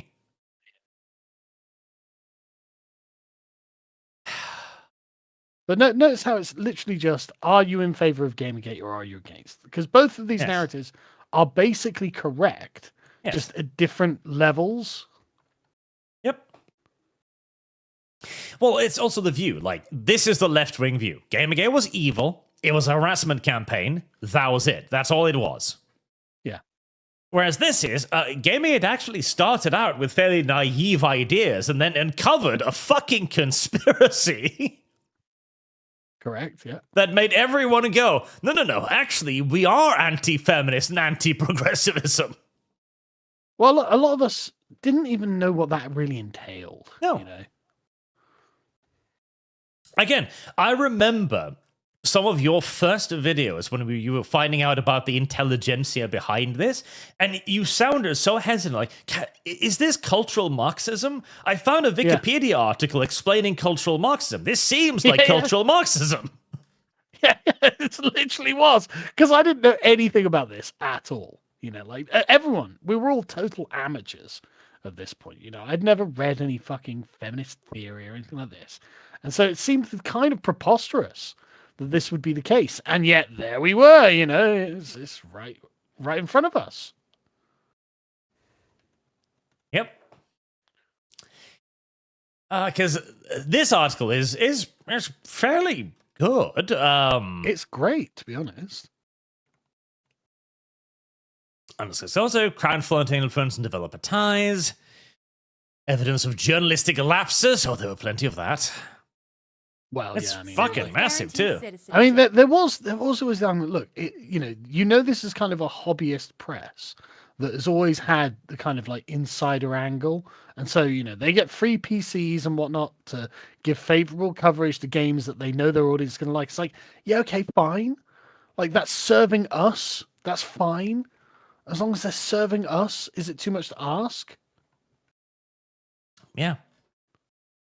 And of course it wasn't, because the entire point of the gaming press, unsurprisingly, was to be the gaming press. Yeah. Like, it's... God, we live in a world of idiocy. We absolutely do. Their entire business model was to provide people with gameplay trailers, to be an intermediary between the companies, to make interviews, and to review video games. That was all. Just serve the audience, man. It didn't have to be anything more than that. That was all they had to do, and they would have had successful careers. They would have had successful websites to this day. They did! And then they decided to attack their own audience. Retards. And continue to attack their own audience. Retards. It's one of those things that, like... Again, if you made this into a Hollywood movie, people would critique the plot for being too retarded. Yeah, they'd be like, what are you doing?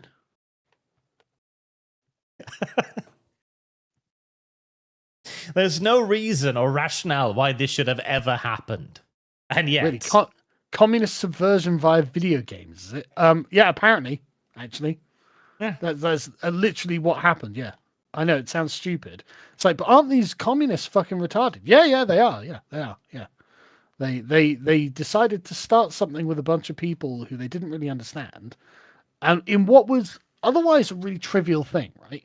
Because if they just ignored video games, if they just ignored it, nothing would have happened. Like, they would have carried on wokeifying everything. And they would have had Biden, they would have had their woke government, they would have had the propaganda in the schools and all this sort of stuff. And we would have just been there playing our video games, doing nothing. Yeah. But instead, you had to launch offensives against absolutely everything anybody loved. You have to point it all out. All of it.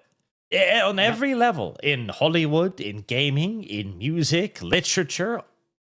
Are you ready? Until eventually we sit there with Black Doctor Who, gay Black Doctor Who, that eventually becomes so woke, so painfully inept, that even Disney is like, listen, we can't sell this shit.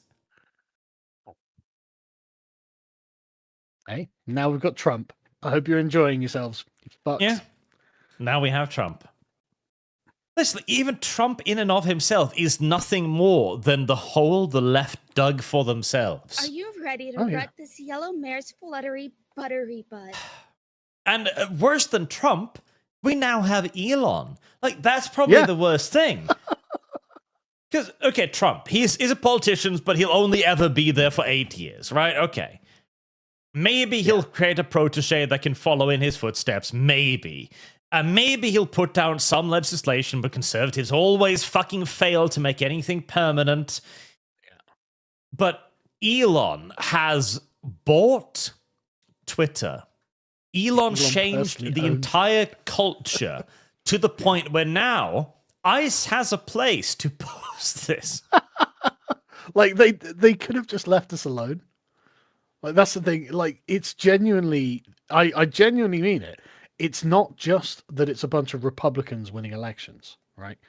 It genuinely is the cultural power of GamerGate that has expanded through the entire political system. And they know it as well. They've been saying it for years. They've been saying, oh, this is all GamerGate. This is all GamerGate. It's like, yeah, it's all GamerGate. You're right. You did this, and we're going to fuck you. Correct. You did all of this. You could have elected to stop at virtually any point, but you didn't. You could None have. of this was mandatory. You could have not transed Elon Musk's child and turned them against him. You could have not. Mm-hmm. You could have not politicized comics, TV shows, movies, everything. You could have not made this into an all-out war, but you did. Could have. And so now we're going to have to destroy the flood. Yeah. And fortunately, and I don't know whether, the flood is self-identifying. But it's going great. like think of where the right-wing populists are, and they're everywhere. Like the left is completely demoralized at the moment, convinced that the right-wing populism is going to take over the West completely. And to be honest with you, they might be right to think that. Like all day, every day, we produce our far-right propaganda, you know, like, and there's a huge industry for it. This is what we do as our jobs, and they're like, "Oh shit, are we losing?" It's like, yeah, I think you might be. I think you might be losing, actually. Yep. The only thing that's keeping you alive right now is basically the remaining inertia from the platforms keeping you afloat. Yeah, but you're slowly but surely losing those. Yep. Ah. And all you've got in response is... Let us replace you. Listen, we're going to destroy you. The right is right on everything. However, just submit. Yeah, it's crazy, isn't it? Also, I love the comment over here. Live in a third world country, I dare you. Tim Chapman. I have lost. Well, I live in London, so I already do. I think that guy's a parody account. But I hope he so. is right. Yeah, he is right. London is basically a third world country. All right. Let me get to the Superchats again. So Loxon using lethal force against those interfering with ICE and either jailing the mayors and governors, declaring they will interfere with ICE or sending Black Ops to take care of them. Don't know about that. Listen, we are winning legally. We might as well continue winning legally. Yeah, we don't need to change anything, frankly. There's no reason to risk or endanger any of this when we can simply just win. Yeah, we just keep winning. No risk and all the reward. Yeah. Walking Corpse worked all his life just to indulge in self-gratification, including having a kid he won't leave anything to. It's mad, isn't it? Fucking, I just can't stand it. Like, but it literally is saying to your children, you don't mean anything to me. Yeah. Like all the money you have, that money is your time. That money is time that you have spent laboring. And the amount of money is the quality, the skill of your labor. And if you're like, yeah, and that was all, I'm prepared to piss that away to people I don't know, who I don't care about, I can't care about. Like, that's mad. I want that to go to my kids, man. R-worded? No, it's not just honor, it's arete. Arete? Excellence. Arete. Arete. However it's pronounced. That's not strictly speaking, like that's virtue. That's the quality of the character. But it's the regard in which you hold your own children. So it's the honor you do them when you give them the resources, the rings, treasure, whatever it is. But people who show excellence are the ones that you give these things to because they deserve it. The malcontent, you want more Nepo babies. F that, merit. Fathers should have their sons earn it. Every communist dictator inherited money and power. I'm not saying your sons shouldn't earn it. You should be strict with your sons and make them work hard. But the thing is, they are still your son. Someone else is not your son. So you have an obligation to pass down what you built up to them, and you should have instilled into them a good work ethic so they will do the same. And eventually you'll have an insanely wealthy dynasty like the fucking Medici or something.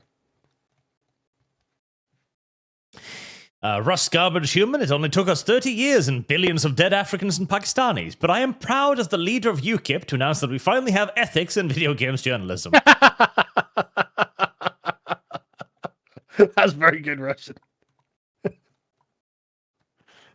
Howdy, the human subs due to Rankar, so I got here late, put the video back to start, and instead of watching on double speed, just got to the Simon Calvert and do not understand why boomers are like this. They seem to want to make families suffer. And part of my dream in life is to become a master martial artist and create my own new martial art from Japanese jiu-jitsu. I'm writing a book about it. Oh, okay, that's exciting. But yeah, boomers, man. Marksman of 117B. Praise be to Space King. Art was noticed by FG. Flash kits? Was I? Ah, that's nice. Really? I love flash kits, man. How did the human substitute to Rankar? My children gets first inheritance in the whole thing. My life works is their birthright. Yeah. That's what being a dad is. The Grey Ghost. Charismatic like Handsome Jack. Mr. I was Arbiter. really thinking, what's his name? Negan from Walking Dead is the best example. Like, he's a fascinating character, super good to have on screen, but irredeemably evil in every way.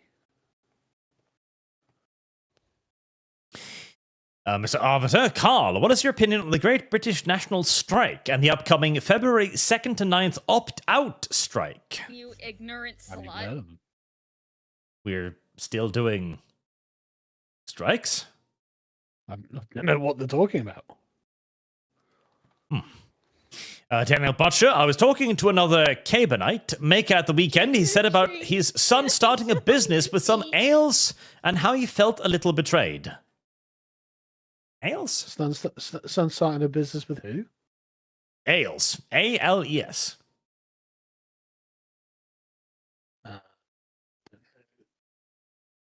What that means? I don't know either. Angelos, Robert in Dispatch has actual heroic qualities too. He does. He does. Midrael, you know you made a truly charismatic character when they convince you to give them all of your stuff and thinking you got the better end of the deal. Yes. Humble Dirt Merchant, currently playing Atomfall. There's a girl boss, but she is depicted as a fault for turning Cumberland into Chernobyl. And there's a good karma storyline where she joins the Cranial Canoe Society. Cranial Canoe Society. Okay. Marksman 117B, Drama Bait. Razor like Sargon. Sargon meet Pontius. What? I don't even know. Hammer of Subtlety, the Milking Farm book, is proof that the bonking stick has not been applied equally. Does Sargon know the works of the women Guna? I mean, how can you not? It's been all over the internet. It was a genuinely fascinating experience for me. Because my chat made me read that, and they'd made me read a male romance book first, right? So the male romance book, it's 90% romance, right? It's just lovey-dovey nonsense, and then there's like 2 sex scenes in the entire thing. Right. The female book, it's just smut from beginning to end. It's unrelenting. Like, I kid you not, I did a Control F to see how many times the word balls shows up. It's 139 times in 250 pages. That's on every other page. Yes. Talks about balls. There is no romance. She goes on one date with this guy that ends with him fingering her, and that's it. What's the plot exactly? You asked. Remember, Well, you asked. I've only seen the cover, so I assume it involves minotaurs in some way. The plot is that a woman who can't get a job because she's an overeducated feminist professor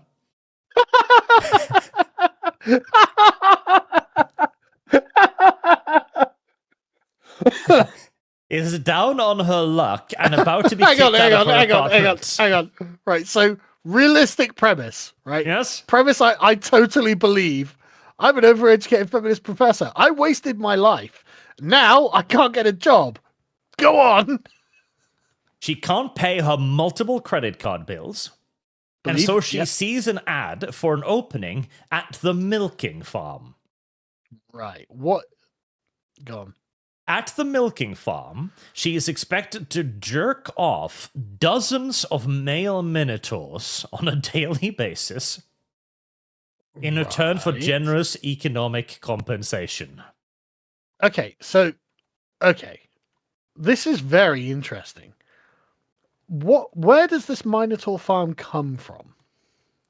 Well, that's where the racial fetish component comes in. Oh, they stand in for black people.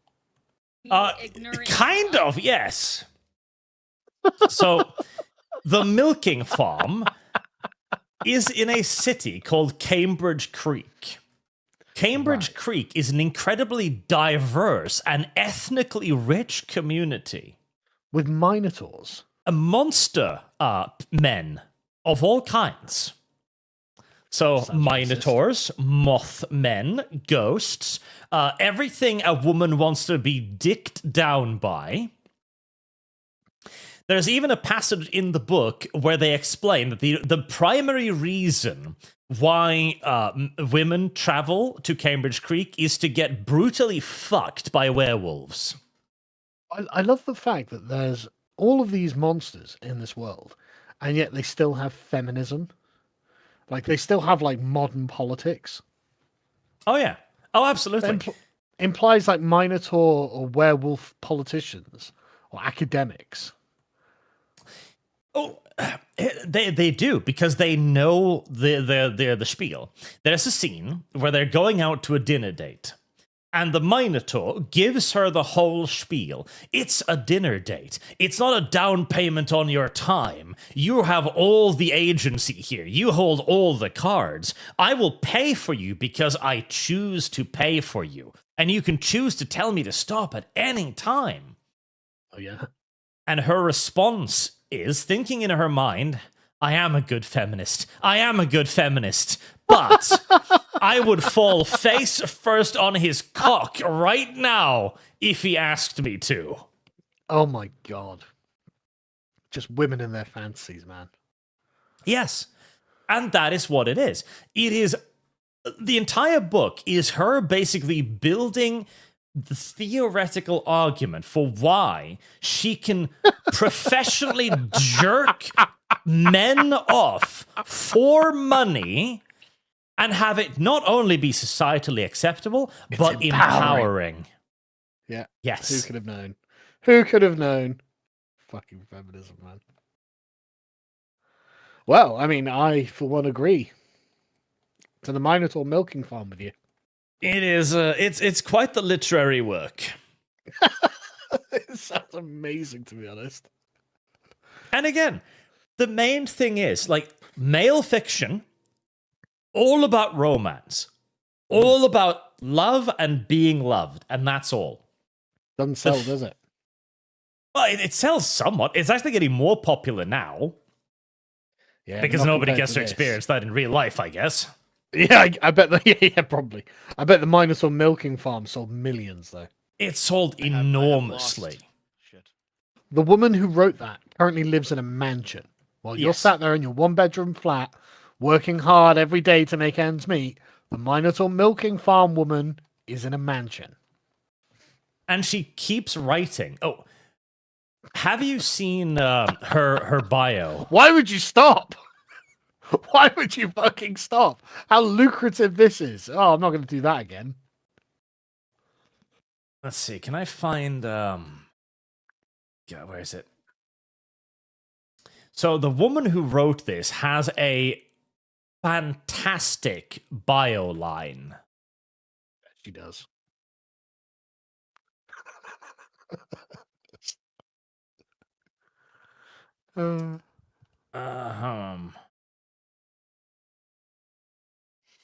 Where is it? Here we go. Right, so this is the author. C.M. Nascosta is a USA Today best-selling author and professional procrastinator from Cleveland, Ohio. She's always preferred beasts to boys, the macabre to the milquetoast, the unknown darkness in the shadows to the Chad next door. She lives in a crumbling old Victorian with the scaredy cat dachshund, where she writes non-traditional romances featuring beastly boys with equal parts heart and heat, and is waiting for the Hallmark Channel to get with the program and start a paranormal lovers series. Well, honestly, they would make millions. Don't know what they're waiting for. They would. I have been explained at length, by the way, that the reason for why this is so popular is that, and I've been explained to this by females who should know, is that women in the modern world are so desperate for a man to just come along and treat them like a fucking toy.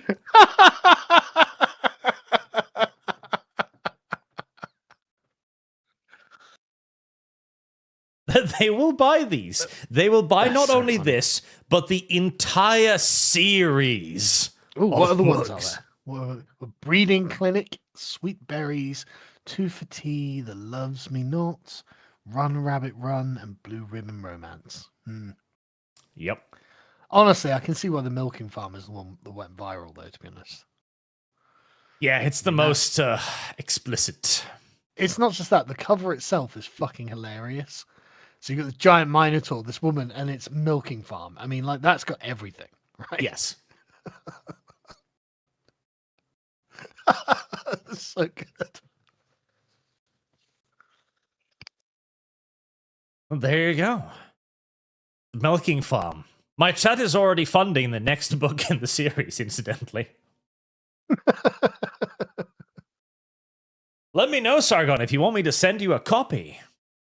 Oh yeah, don't doubt it. I've got loads of time to read something like this.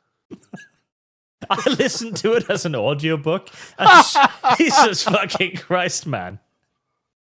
Oh, that's funny. That is so good. Like when she's launching into the 7th lurid description of every inch of this cow's cock, it's just like, my God. It's so funny. I think that's great. I think that's just superb.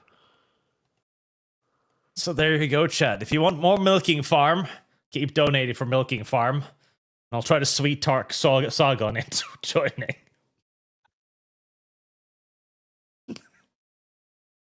I mean, like I said, I'm just so totally in favor of this woman writing more of this. Your feet?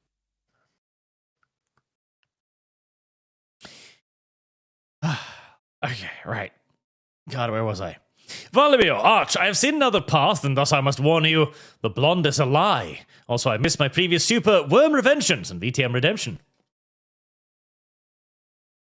Primarchs, all the non-milling Southern Europeans went to America. Probably true, yeah. Yeah, we did export a lot of people to America. Yeah, but so did like the Italians and whatnot, right? Yeah, but there's the thing. Whereas most of the first settlers built societies and forts and killed the Indians and built farms, the Italians came along and created the mafia. True. See, this is one of those things. People often bring up America as an example of like, look, the melting pot can work. It can absolutely work. Listen, if you look into the history of most of the minority groups that arrived, be it the Chinese, the Italians, the French, etc., virtually all of them ended up creating some form of organized criminal underground. Yeah. It's literally just the Heresy is the Germanics. question. Fire is the answer. Yeah, like, 'cause that's what happens when you have large numbers of ethnically diverse individuals. They form enclaves. Yeah.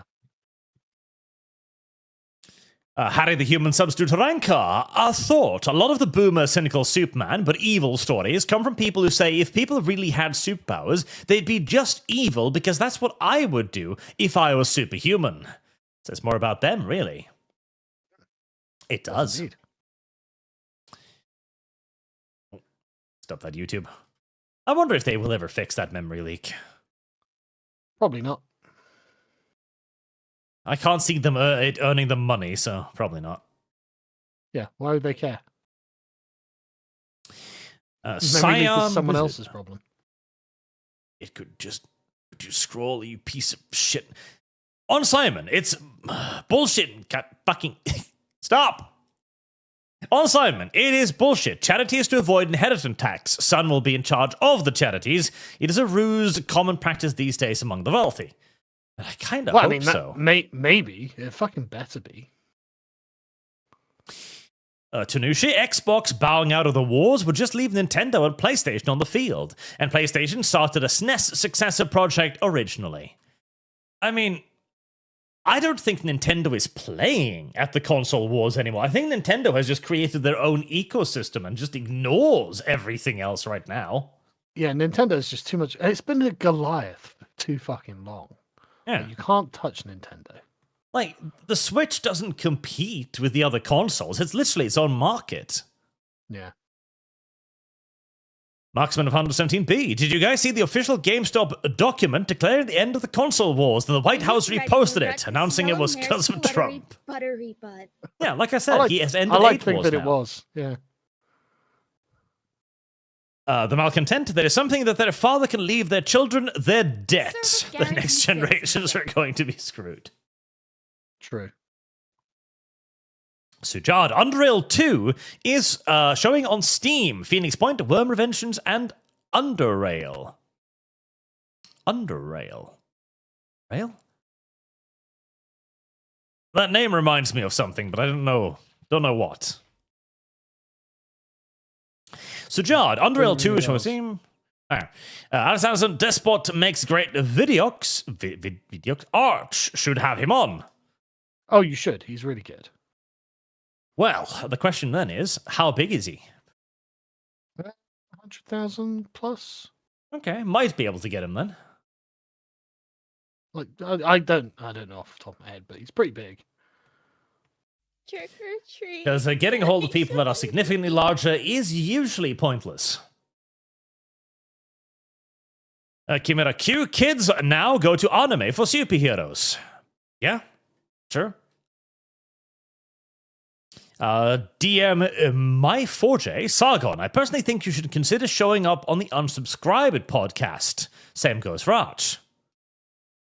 Unsubscribe? Not familiar.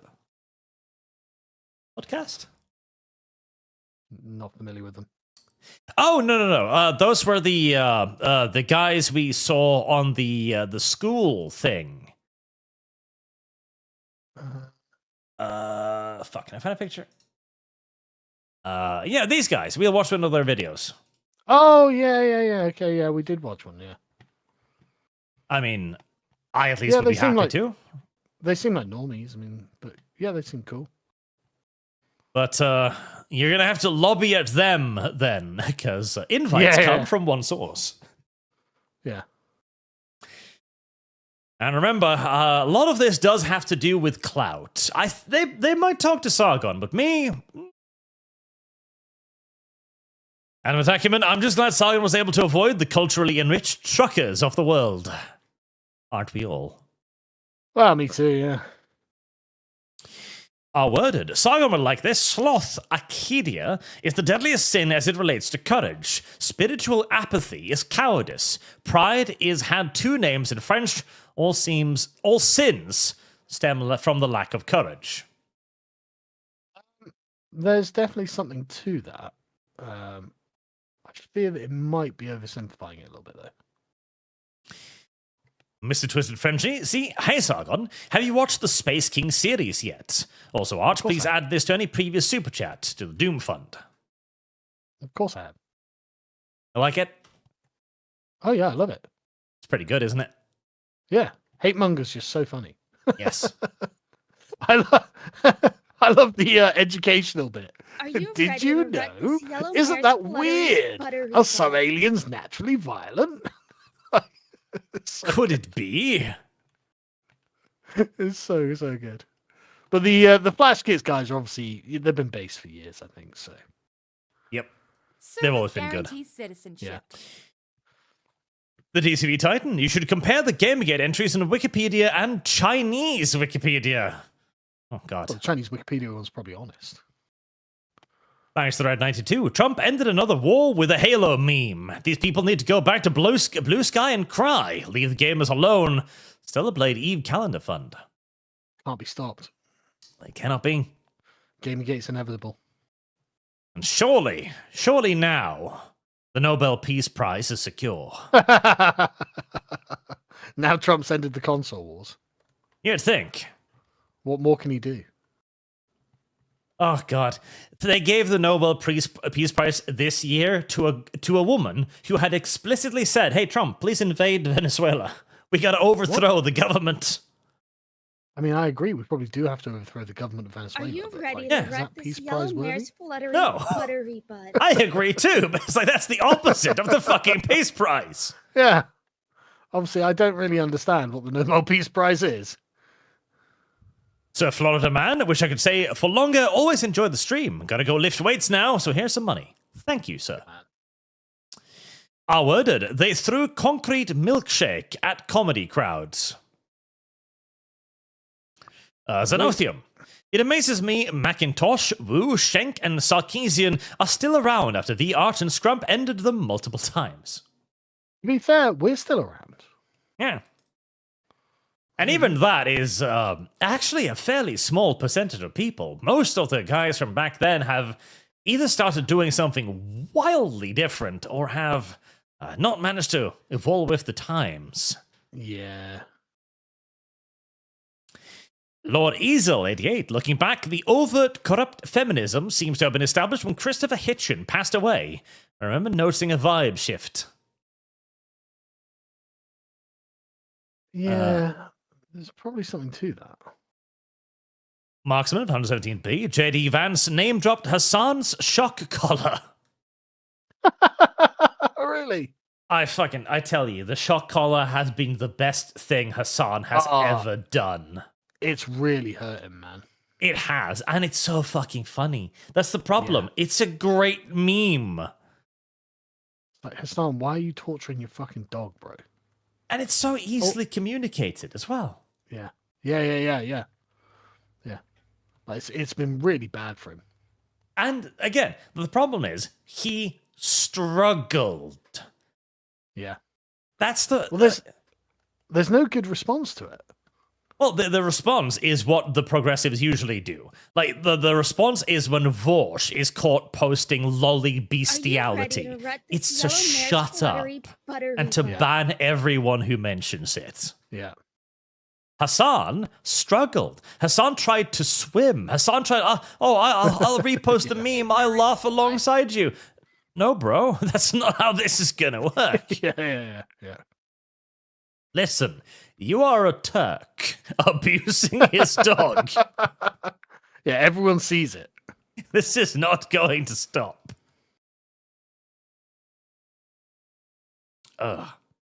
Mr. Bigglesworth for $50 or 5,000 Japanese yen. Arch, you don't get it. Obama got a Nobel Peace Prize at the start of his first term and then started multiple wars and killed American citizens. Trump can end actual wars and promote peace but gets nothing. Make this make sense. Oh, it's because it's political. Like, literally. 100% political.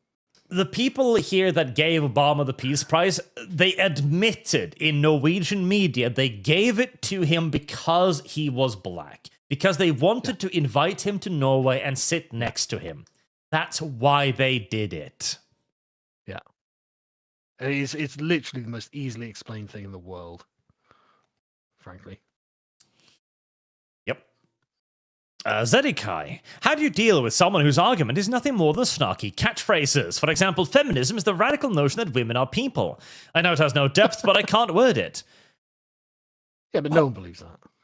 Yeah, no. Call them an idiot and walk on. That's pretty much it. Yeah. Because nobody disagrees. Or, well, actually, you're beginning to convince me, feminists, but by and large, it's like, but that doesn't mean you get more rights than me. Also, I know that's not what this boils down to. Not to mention, okay, feminism is the radical notion that women are people. Define woman. Define people. Worded. The Hapolite is the perfect representation of Aret. Honor is for the group.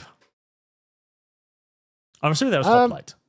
Yeah, Hoplite. No, honor's an individual thing as well.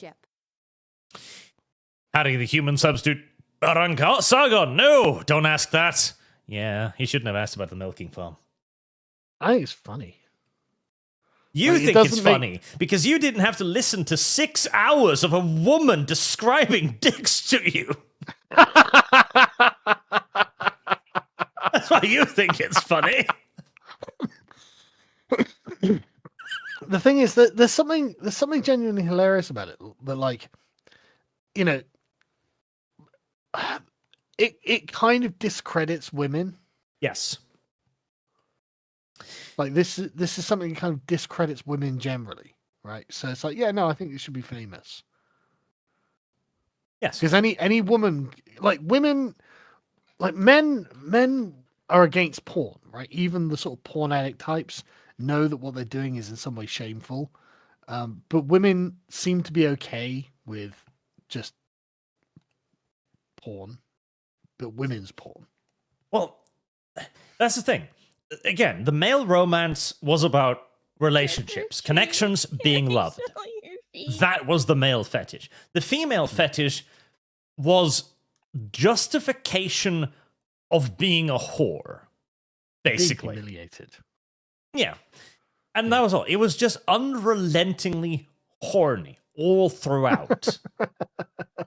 It's about being given permission to be horny. Yeah. And what's really funny as well is the man's one genuinely romantic. Yes.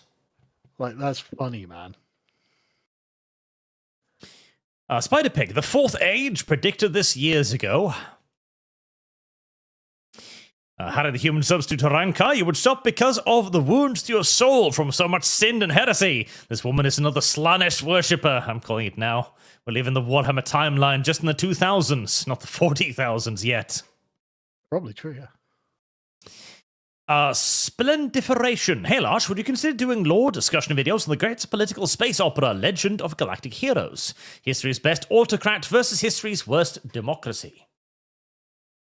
Possibly. See, the amusing things about Legend of the Galactic Heroes is that the democracy fails because it becomes too democratic in many ways. Because it can't wage the war in the correct way. And it becomes power-hungry. And the autocracy actually becomes the hero in the end. I've not heard of this. It's an anime, that's why. Right, okay. So the democracy starts out as the good guys, and the autocracy starts out as the bad guys, right? But over the course of the story, these positions flip, because both institutions undergo internal political changes. Right, okay. Basically, in the autocracy, the good king rises. You know, the man who is genuinely fit to lead. Whereas in the democracy, the exact opposite happens. The bad people are elected because they are good at propaganda rather than actually leading the war and doing stuff good. Tanushi, have Carl join in on the next reading stream. Hire him if you have to. With that, this is for Carl's premium time fund or into the book fund, whichever you need it in. So milking farm right now, the next milking farm is at $865 already. Oh. So I guess you're going to have to ask Sargon chat how much his time is worth.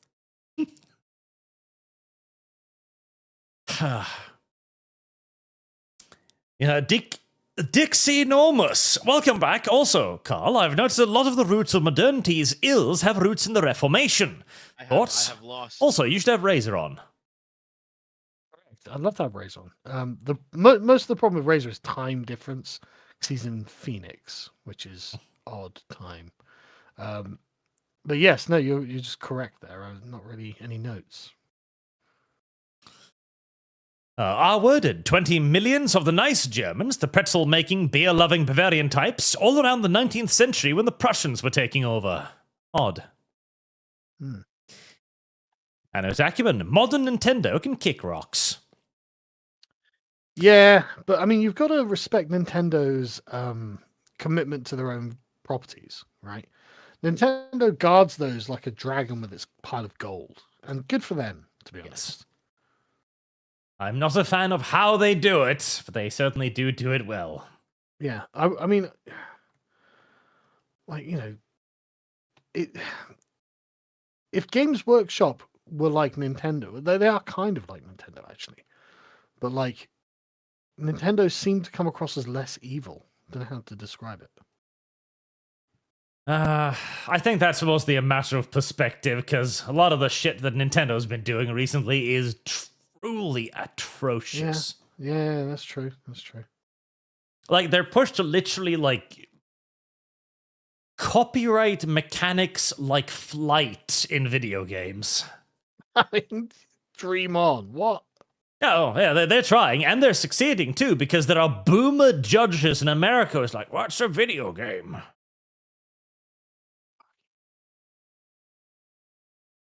It's fucking awful. Yeah. Valamir, Shu said it best. Feminism has gaslit women into hating men, that the only way they can desire them is to make them not human. And the Minotaurs. Yeah, like, I don't even think it's the hatred of men. I think it's one, an internalized shame, which does in part come from the olden days as well, with men shaming women for being sexually proclivic, etc., and the obvious inherent lack of value that a woman has after too many sexual partners, etc. Yeah.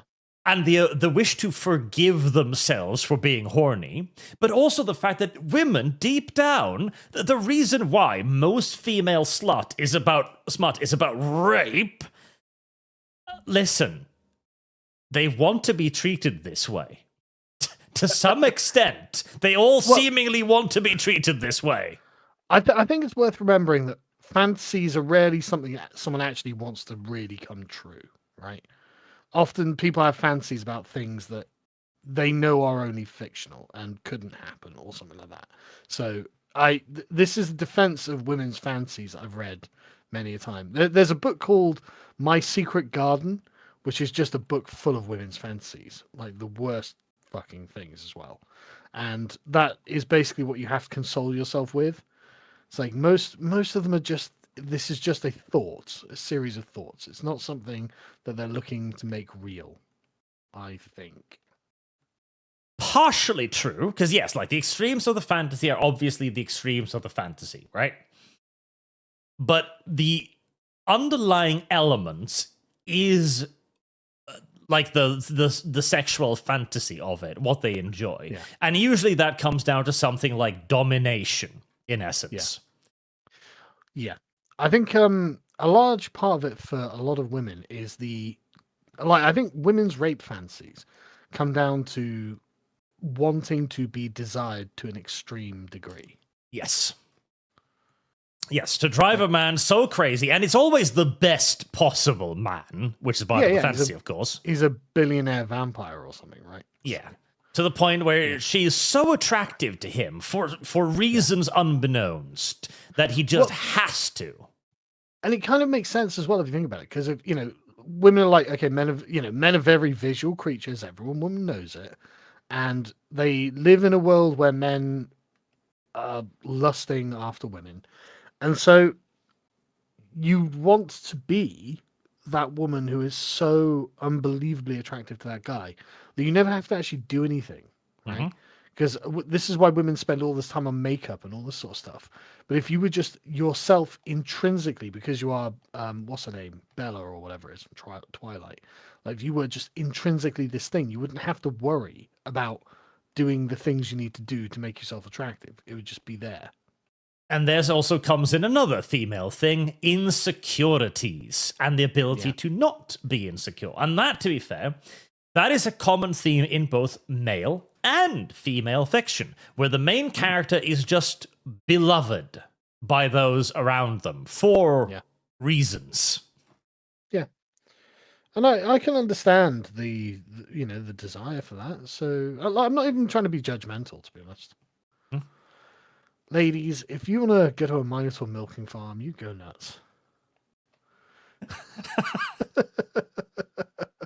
I don't know if I'd go that far, but in theory, yes. If you want to fantasize about the milking farm, at least, be free. So funny. Salmanilla. I'm Italian. Yes, my parent, I'm presuming, involved with the Cosa Nostra. Not sure what this group is looking for. What group? I'm not sure. Again, this is why I wish there were damn little things that the thing is like, oh, this happened at that time. Thank you very much for the 20. Zengman, every kid that would be reading comic books is reading manga and anime now. Industry-leading comics sell issues in the 4 figures, whilst Demon Slayer movie sells 700 million in tickets. Yeah. It's not a good situation that Western Comics is in, but it's created the situation for itself, so it's going to have to dig itself out of it. Yeah, I'm not terribly sympathetic, frankly. M1 Grand Music. If you think Asmon is a normie, then the same goes for the unsub guys. Sagan get along fine, but I don't think Arch will vibe with these guys. I definitely do consider them to be more avatars of the normies. Like, Asmongold is the literal avatar of the normies. Because he generally represents the majority opinion, as has been demonstrated quite repeatedly now, I think. Yeah, I think so. Zen Gunnerman, the deadline for Nobel Prize submission is January 31st. Trump has already been nominated for next year's prize by Pakistan, of all people. Okay, good. He's been nominated every year, I'm pretty sure, but they hate him, so. Frog Jupiter can't believe the man who supported Hamas street violence patroned at a people trafficking hotel would shock his dog. Would you rather be reincarnated as a dog in Heishi, be reincarnated as Hassan Piker's dog, or as a dog in a Korean dog butcher shop? I mean, at least, like, 2 of those options aren't persistent torture. Yeah. You might not live very long, but they're not going to be torturing you.